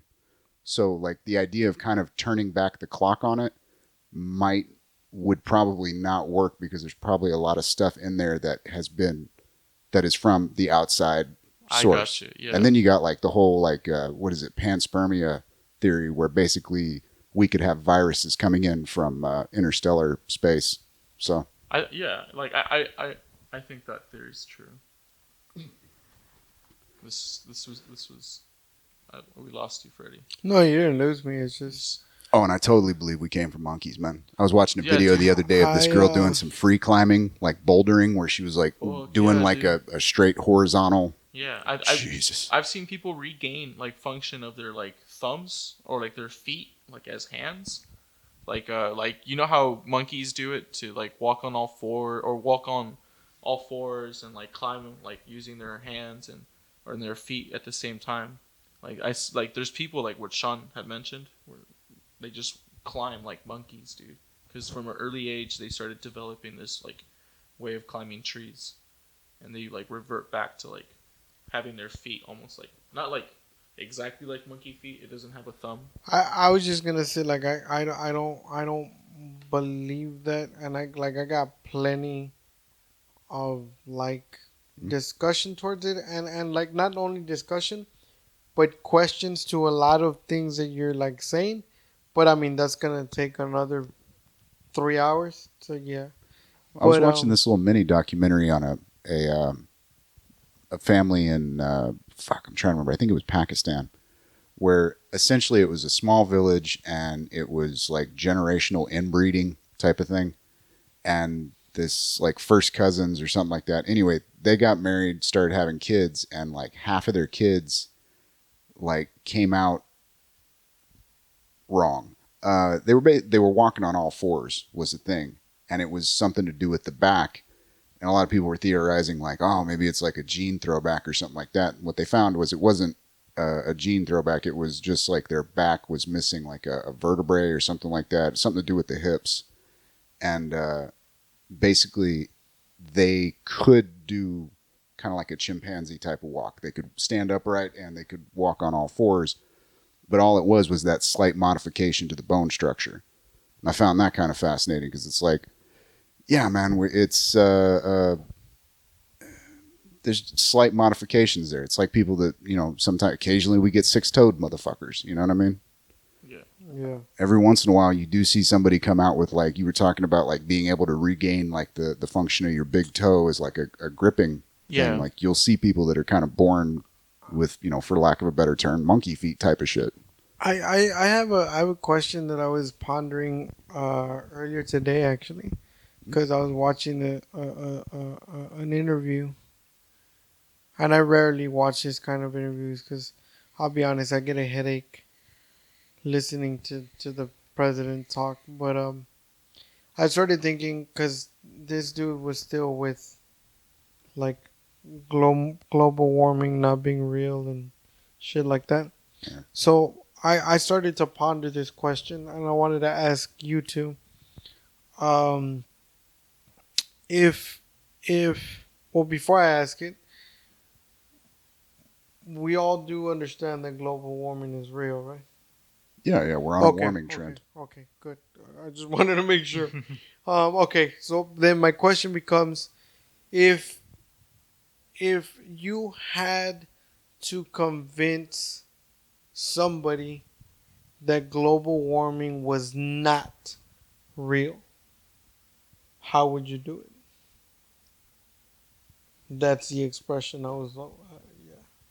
How would you do it? Honestly, I know it's real, but how would you convince somebody that it's not? Well, you could point to the fact that we have had like some of the coldest winters on record recently, but a lot of it has to do with the extremes of the weather. But trendingly, we are going upward. But yeah, that's the evidence you would use. You would just leave out the fact that if you charted it out, we're getting warmer, but we're also having some of the coldest winters. And that would be your only argument? Well, I mean, if you're trying, back in the 70s, they were trying to argue, dude, back in the 70s, they were trying to argue that we were going into a deep freeze because we kept getting colder winters. So no, but I'm talking about now. Like at the turn of the century. That's like what I'm saying. You can take the same charts that they use to prove a global a warming trend and just leave out part of that information, and it would show a cooling trend as well. Though this last winter we had was a very moderate winter. Apparently, we had some of the best crops in the northern United States that on record. Yeah. Yeah, like I was thinking of that because, like, as crazy as this may sound, like I was trying to, at least in my head, I was trying to give him some of the benefit of the doubt. Now, to be fair, a lot of the times, and this is fucking irritating, man. You get people going like, "Oh, global warming is a myth or something like that," and what they're really saying when you start listening to the full statement is they don't believe in anthropomorphic. That might not be the right term, but like human cause, like that we're the cause of global warming. That's another thing that boggles the shit out of me, dude. Like.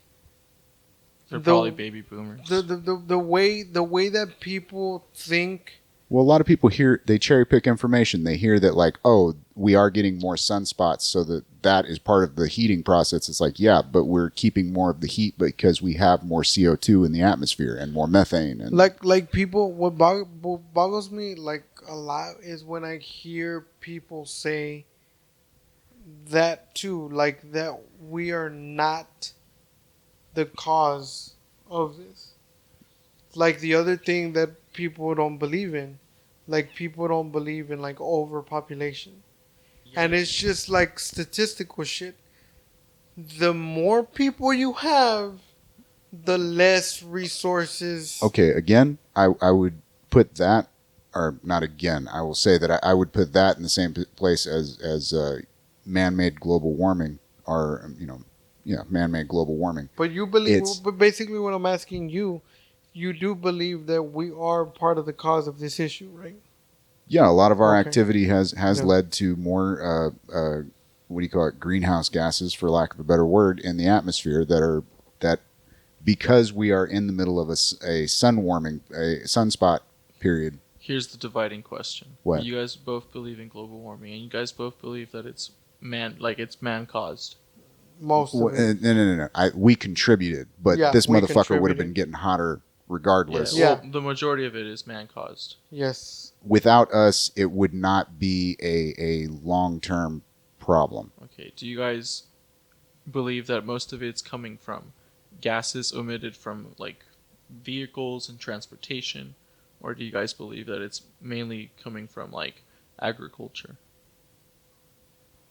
like livestock and both and animals? But you're right too. It's all I do believe that it's coming from technology, period, which is vehicles and shit like that. And like nuclear plants. and- Yes. What? No, don't nuclear. throw nuclear plants in with fucking that shit. Does that have any effect on the environment? No. Well, if they fucking do something dumb, like they just had that Chernobyl miniseries on, I forget what it was. Chernobyl was, Yeah. if you want to talk about man-made problems, that was them going, hey, let's run an experiment and turn off all the safety measures because we want to see what this does. And they were doing dumb shit like that for a while. Since you brought up that point, I kind of want to turn it into like a 180 real quick, because you popped another idea in my head that I've been fucking with like on my own. You can call it a conspiracy. You can call it. I don't give a fuck what you call it. It's fine. My point is, do y'all really believe that the CDC is purposefully creating viruses in a lab, and then they purposely let them out? No. No? I've seen too many statements from people at the CDC who are scared shitless of the idea of any kind of plague in this country. So the idea that you could tell them, like, hey, we're just going to let this out for an experiment, that I think you'd get some serious fucking pushback. It's not even like as an experiment. Okay, I 70% believe what you're saying, what you just said. This is my 30%, and don't crucify me on it, because I'm not. I don't have the wood, Freddy. I'm not standing by what I'm about to say 100%, because obviously I don't know.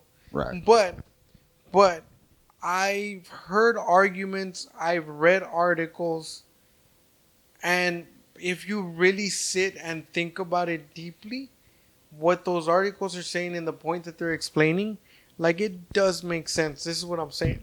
This is how I kind of puzzled it and tied it together, kind of. I'm not going to give you the whole thing because it's going to take a while. But the short part is 30% of me does believe it. One of the biggest reasons as into why I do kind of sort of believe it is I take it back to the pharmaceutical industry, right? The pharmaceutical is $1 trillion industry. I'm exaggerating. People understand that, but I'm exaggerating. But it's $1 billion industry, right? And this is where the government and a bunch of other privatized people make most of the bread and butter, shit like that. Mm-hmm. So I do kind of sort of have a feeling that that is a possibility. I guess I'll lay it out like that it can be, and maybe it is a possibility. Because if they were to do that, then people were to continue to get sick, which means that they continue to provide antidotes and medicine, which means that they continue to make money. The other thing that I kind of sort of use to back up is the fact of, like, how people and medical professionals that have had the balls to say that it's a lot more profitable to treat a patient, right, than to cure them. So, like, that's the reason as into why I believe, like, that they you can let me give you another example. Now, to be clear, I'm not saying that there is not some government agency that might not do something like that, but I don't think it would be the CDC. Okay, no, and that's fine. Then thank you for pointing that out. So let's take the CDC off the hook. I'm just saying some government entity is doing this. Is what the fuck I'm saying. Dude, a lot of people fucking don't realize a true fact is that before, I believe it was the Senate back in the early 70s or late 60s, the CIA admitted to having a gun that could cause a heart attack with a small dissolvable dart at, like, I think it was like 100 yards or something. So you go, like, yeah, there are definitely elements within our government that would would be more than willing to experiment in Now, let me those things. Now, I don't know if that ties in with the whole for-profit treating. exactly. I'm pretty sure if you just leave people alone, they'll get sick regardless. True, but I'm just saying, and again, this is gonna sound really fucked up, but again, for the purpose of maximizing profit, Right. somebody is doing this somewhere. Now, another thing that I want to also throw in there, because I am saying all of this, is I'm not trying to just shit on this government. I'm saying that this is happening like on a global scale. That like every other government is doing, the same shit. We just had that assassination, a couple years ago, maybe less than 2 years ago, where the Russian, the ex-Russian agent got dosed with, I forget what the fuck it was, in London. They basically Oh yeah. I remember. I remember vaguely what you're talking about. Yeah, man. I mean, that's some serious shit. So yeah, there are definitely elements within the world that would be more than willing to do some shit like the that. other more publicized example that I can give you, and I'm gonna kind of sort of back this with like a little bit of Is this the bit about the CIA giving Bob Marley cancer? no. Okay. No, what I was gonna say would no, definitely not. What the fuck? No. You never read that shit? Yeah. Okay, but I alright. I had forgotten about that. Thank you for reminding me. No, what I'm saying is, like people that how can I word this so people can understand me that are listening, like because I need to put this extreme example so it makes sense. Like you're gonna tell me that we have technology to go to space and fucking land on the moon in the 60s and 70s, and we can do all this shit. There's thermal glasses and suits and that withstand heat, and we can pretty much clone people. But you're gonna tell me that in 2019 we do not, and I repeat, we do not have the cure for HIV/AIDS. I think we do, but they haven't released it yet. Yeah, and they won't.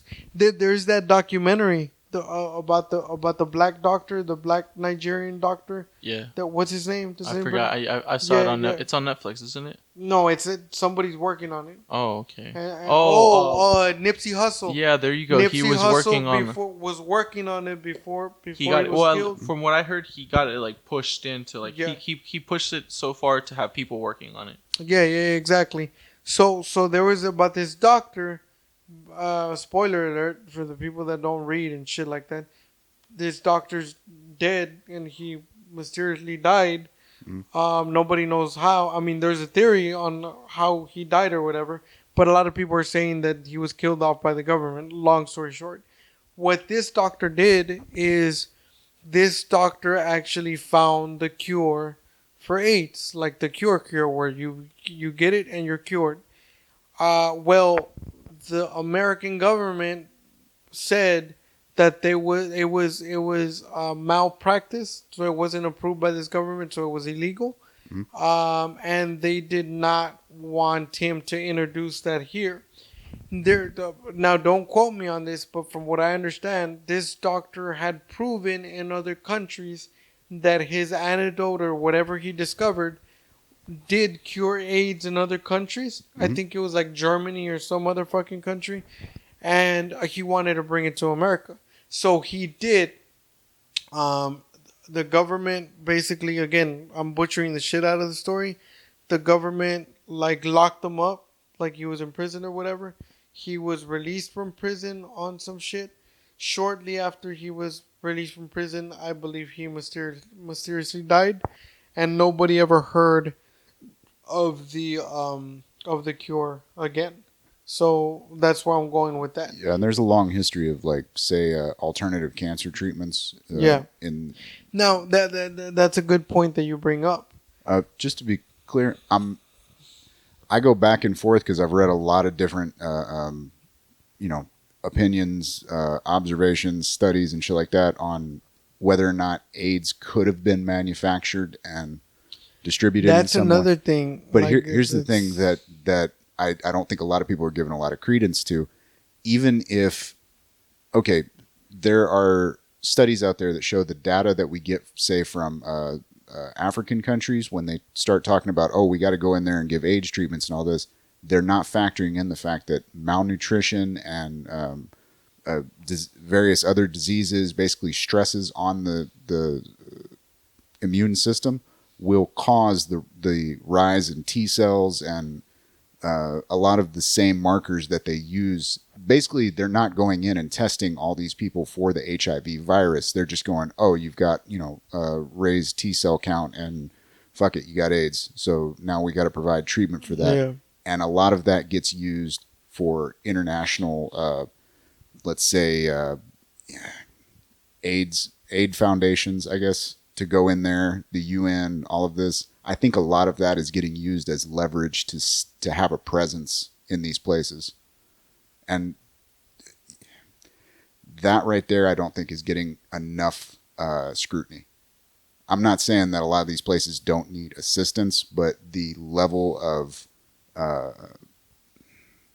intrusiveness that is permitted when you go, hey, we're here to give you, medical help. And it's like, it's what's like down in Venezuela, man, when they stopped a load full of aid goods that were going in because they were like, yeah.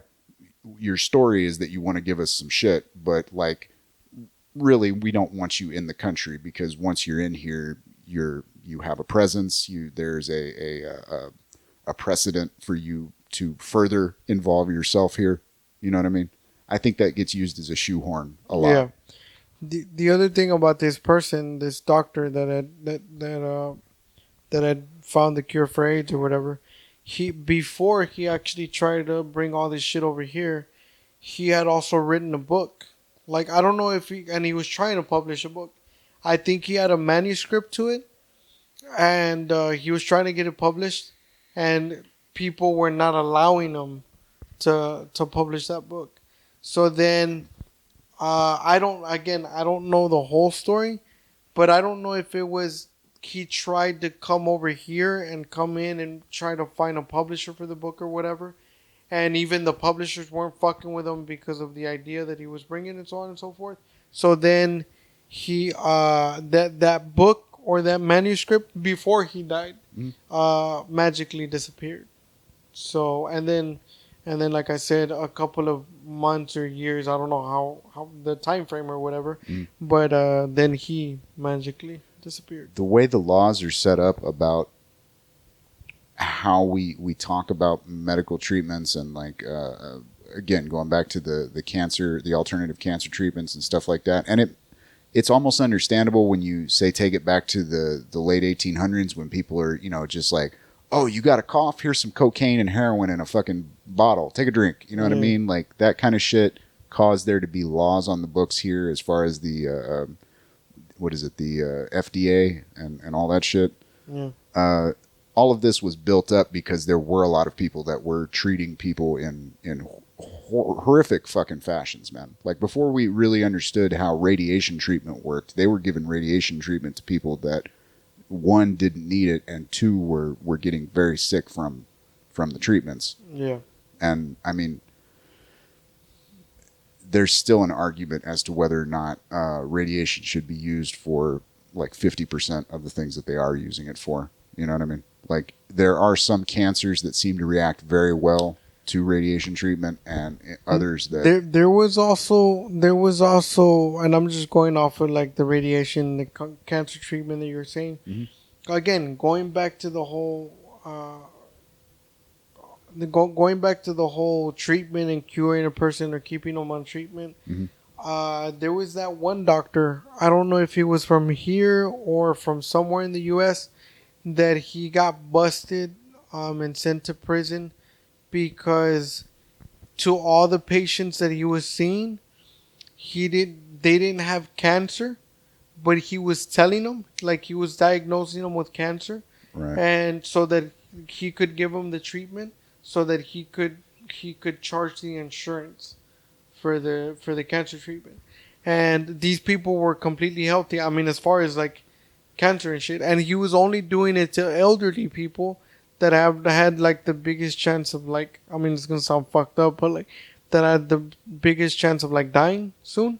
So he was doing that with them, and like they said that he made money in the millions. I know we from- have laws against cruel and unusual punishments in this country, and I believe that that is important. But god damn it, some motherfuckers you just want to drag through town behind a horse. yeah, yeah, Find man. the most potholed, fucking nastiest, gnarly road and just drag the ass down there. This dude made millions of dollars doing that to like numerous patients, and he was caught and he was sent to prison or whatever.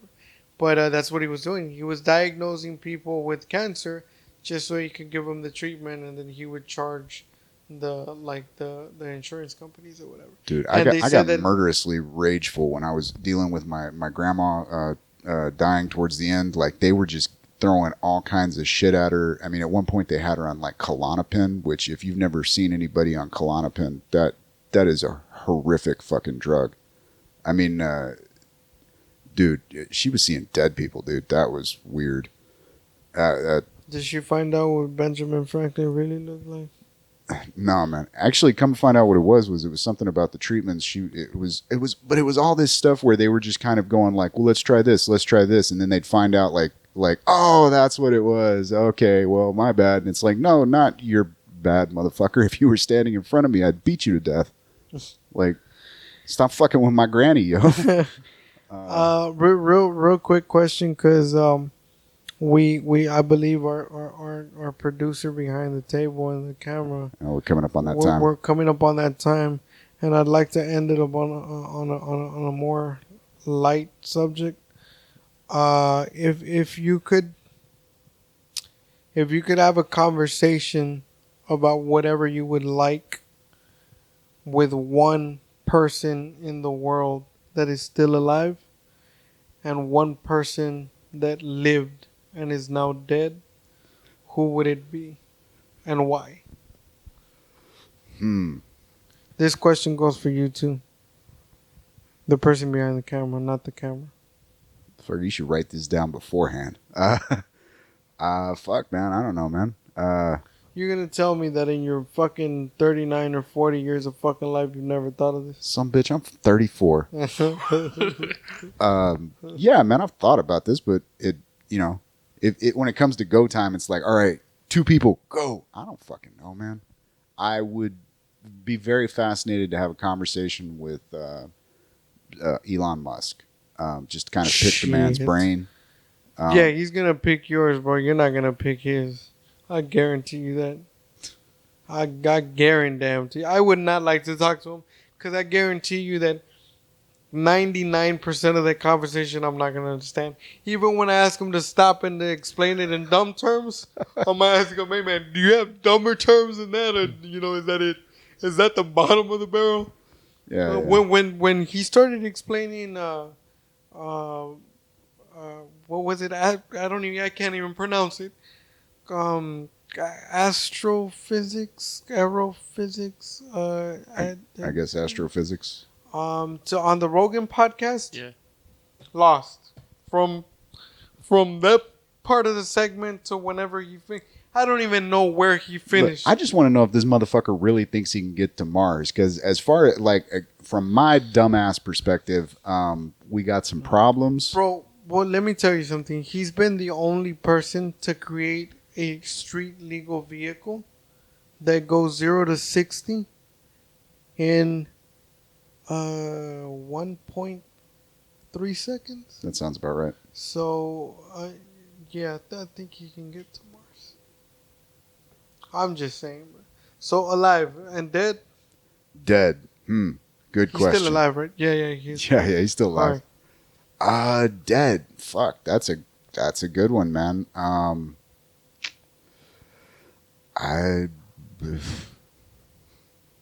Shit. You got me there, man. I can There's name off. nobody, bro? Fuck, I don't know, man. Maybe Abraham Lincoln, Benjamin Franklin. Voltaire might be a good for a laugh. Fucking For a laugh? You'd bring this motherfucker just for a laugh? Hey, man, you ever read Voltaire, man? That motherfucker had a good sense of humor. I'm not saying he's not funny, but Out of all the people that you could actually bring back from the dead for like. But he was like insightful, funny too. Like Yeah, I heard. I mean, I haven't really read his stuff, but I've heard that from a lot of people. Well, look, man. If you're talking about like just like philosophically, I don't Anybody. fucking know, man. Dude, personally, fuck, I don't know. I'd drag fucking my grandpa back to life. I got some questions, motherfucker. Hey, There's some family shit we need to deal with. I don't know. I shit need like to figure that. this shit out. You know what I'm saying? Yeah, man. That's cool, man. You? I think living. I think I'd probably choose like to talk to like the Dalai Lama or something. Living? Yeah, dude. Why? I'm very interested. Why? Because this guy is like this guy seems like the ultimate, like spiritually woke person, you know. Oh my god. And I would like to pick his insight on like how I would like to pick his brain on how what he thinks of the world and how he like the origins and what the meanings are. You could Yeah. still do it, man. So I mean- so just a piece of advice. Yeah. Take a whole lot of weed, which I don't think they're allowed to smoke. Dalai is that Lama. right? No, they're not. No pussy. No, No ganja. They're like Oh, it's them the motherfuckers. Dalai Lama. Yeah. You're talking about. Are you thinking I- Rastafarians? dude? No. 'Cause I was thinking I of the don't other know any famous motherfuckers. ones. The other one. I'm pretty sure The ones that are- Rastafarians are down to fuck. The ones that are the ones that are baked literally out of their brains 24/7. Rastafarians. No. There's Sadhus or something like that. There's a religion that they have to be baked every day. I don't know. If it's the one I'm thinking of, man. There's these guys that go out to graveyards in India and they basically Yeah. smoke hash all day long. Yeah, those. Oh. Yeah, wrong one. No, My bad. I don't even think those are like maybe a form of Hinduism, but I don't think because Hinduism doesn't. Well, dude, when you're talking about Hinduism, you're talking about hundreds of different religions that have just been kind of mushed together. Yeah, but everywhere that it's said, it's like there's different channels to the body, but that's like a channel that you don't want to abuse and access because you could access it better through Yeah. like meditation and stuff like that. And dead. Dead, I would probably want to talk to like the first like conscious human being that like so I could compare notes and be like, yo, dude, the Dalai Lama was full of shit. Dude, this Dude, that's fucking awesome. Dude. For real. So you would talk to the Dalai Lama yeah. and I get it, in comparison, I guess Yeah. you would talk to Adam, I guess. If you believe in that, and- maybe who knows, dude? Maybe I might come be- back and be like, hey, dude, you were full of shit, Freddy. Cool. Mine. Damn, y'all beat me, man. Mine are much fucking simpler. I would. Simple works, man. I would love to talk to just 1 hour. I would do anything for 1 hour with Warren Buffett. That's still my dream. And all I would say, bro, is like, hey, brother, in really stupid, dumbass terms, how do I really flip this money? You know what I'm saying? That's all the fuck I'm saying. So, him, I would really like to talk to him for an hour. And the other one, this is where I always struggle in battle. It would either be Martin Luther King or Tupac. And because the reason I would do that is because if you compare both, Martin Luther King was sophisticated, civil rights, let me talk to you, let me explain why this gotta work, let me explain why we gotta be equal. And Tupac was doing the same thing, but hey, motherfucker, Martin Luther King tried to tell you, I'm shoving this down your throat and you gotta listen one way or another. So same thing, kind of like what you said, is like to compare notes, Right. and then what I would ask Pac, but what I would ask both of them would be like,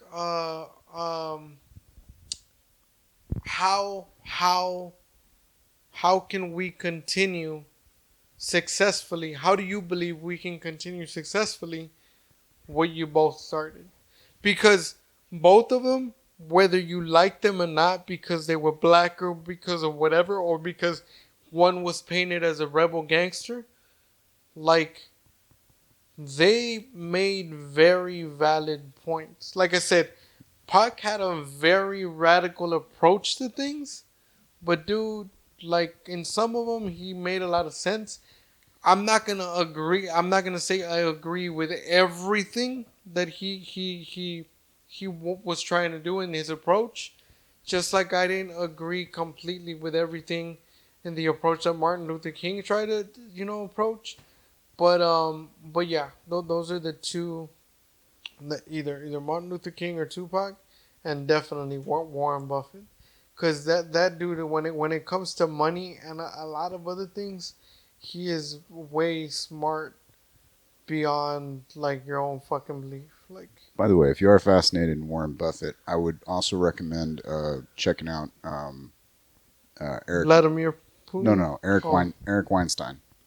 Oh, yeah. Okay, yeah. That guy. That's one of those dudes Yeah. where he starts talking, and it's like I half of what you just said, and even in a language that I can fathom. Yeah. But these people are so smart that I like Warren Buffett, dude. Warren Buffett has a way of breaking shit down to like apples and oranges, to where like if you didn't understand that, bro, ain't nobody else gonna explain it to you in a way that you can I heard he understand. picked up a penny. Well, there was like a penny in the elevator that he was in, and there was like a packed elevator. This Warren. Yeah, Oh. and that like he like people said that he was like looking at it, but he Yeah. didn't touch it, like until he got to his floor. And when he like was walking out, he picked it up and he turned around, and he said, "My next million." Well, fuck. Yeah. The most intriguing thing that gets me about Warren, man, is that this dude, for the people that don't know, I don't know if you know as well, this dude has had the same breakfast for the past, I think, 30 years. Same thing every day. What he has for breakfast is either an egg, cheese, and bacon biscuit from McDonald's, or the egg McMuffin from McDonald's, or the breakfast platter with the pancakes Yeah. from McDonald's. And this is what he does every single day not before he wakes up, I'm sorry. When he wakes up, the very first thing he does is he checks the stock market, right? Mm. So based on his reading for the day on the stock market, and then he already knows by memory Yeah. what each of those items cost with taxes included, right? So he has his wife put 3 separate amounts of money for each of the breakfasts, Mhm. right? And then he gets up, gets ready. He read the morning paper or whatever the fuck it is that he reads to get his information. And based on the stock market, like if it's high, if it's, in other words, for people that don't understand, if the stock market's opened and it opened like at a very good rate or pace or whatever, he has the big breakfast. If it's so, he'll have the middle breakfast. And if it was a shitty day, he'll have the one that cost the least. And he's been doing that for, like he said, like the past 20 or 30 years.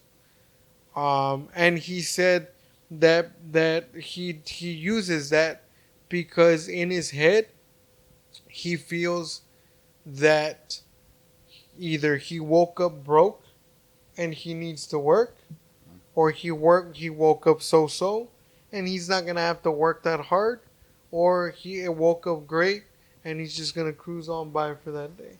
See, now it's shit like that that leads to people assuming that and there probably is a religious function to a lot of what happens in modern capitalism.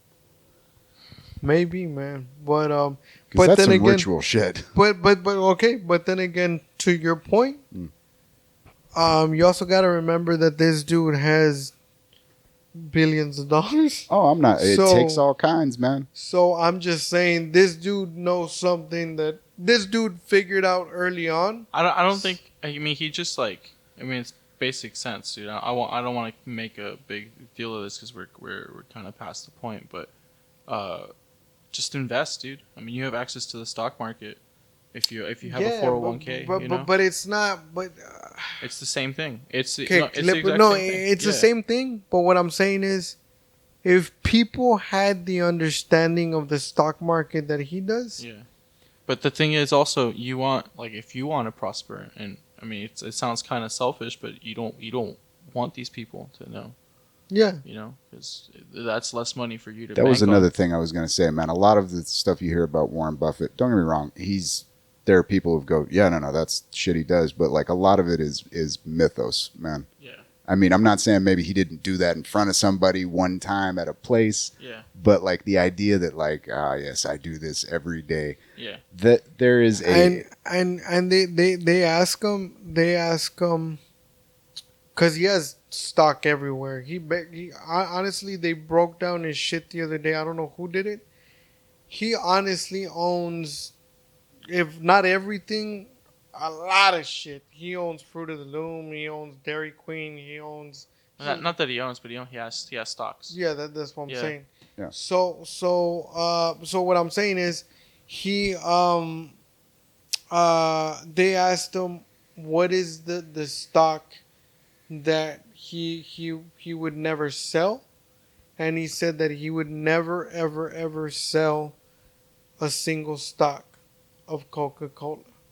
And he also said that Coca-Cola is the only stock that for the rest of his life he's also going to continue buying.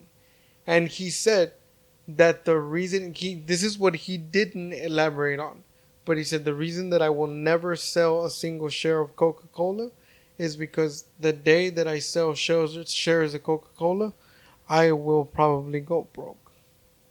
I didn't understand completely what he meant by that, but then I go back to what I was telling you. all I hear from that is I'm a useless motherfucker that knows how to make bets. Yeah. Look, man, I believe in capitalism as a form of what do you call it?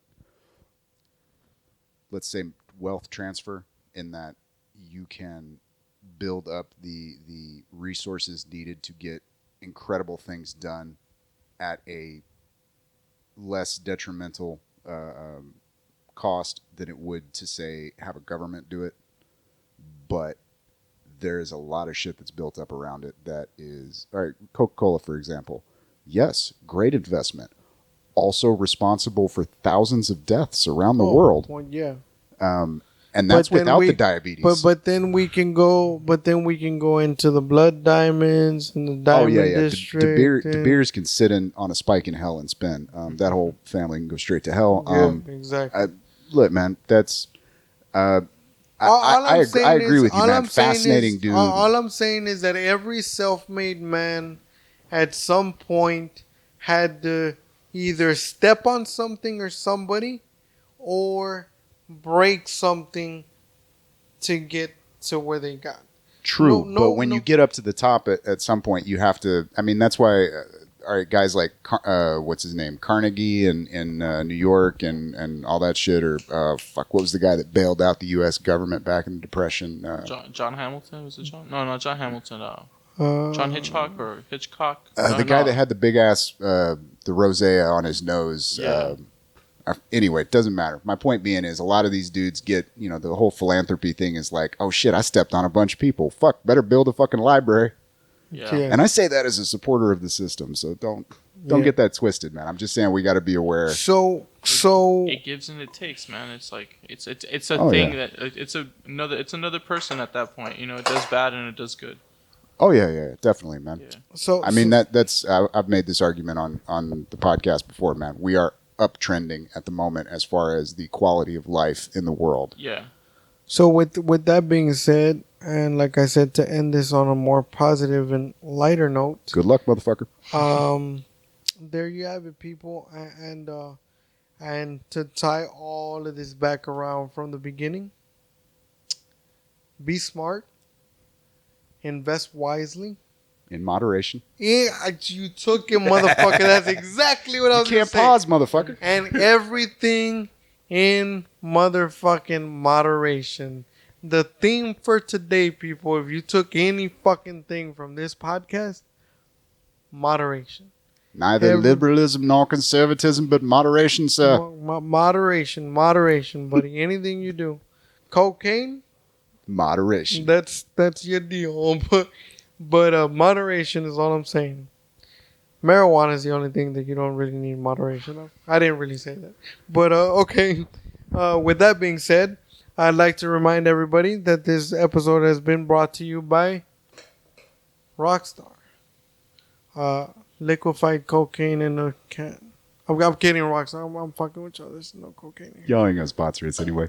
There is caffeine and shit in there. And if they want to reach out and tell you how much they don't want you to do that, where are they gonna find you? Yeah, word. They can find me at across the board on Facebook, Instagram, and Twitter.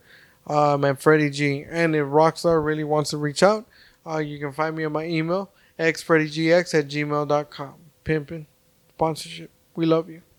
Right on.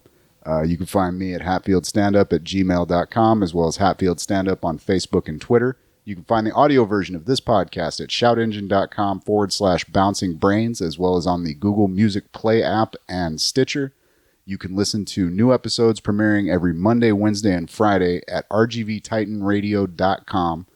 And you can find the video version of this podcast at YouTube under Bouncing Brains. If you'd like to reach out to us, you can get in touch at bouncingbrainspodcast@gmail.com, Bouncing Brains on Twitter, and Bouncing Brains Podcast on Facebook. We also have a group there, so you can get in there and argue with each other if you feel the need. Believe that is it, folks. It's been fun.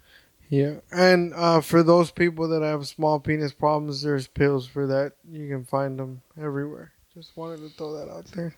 Y'all have a good night.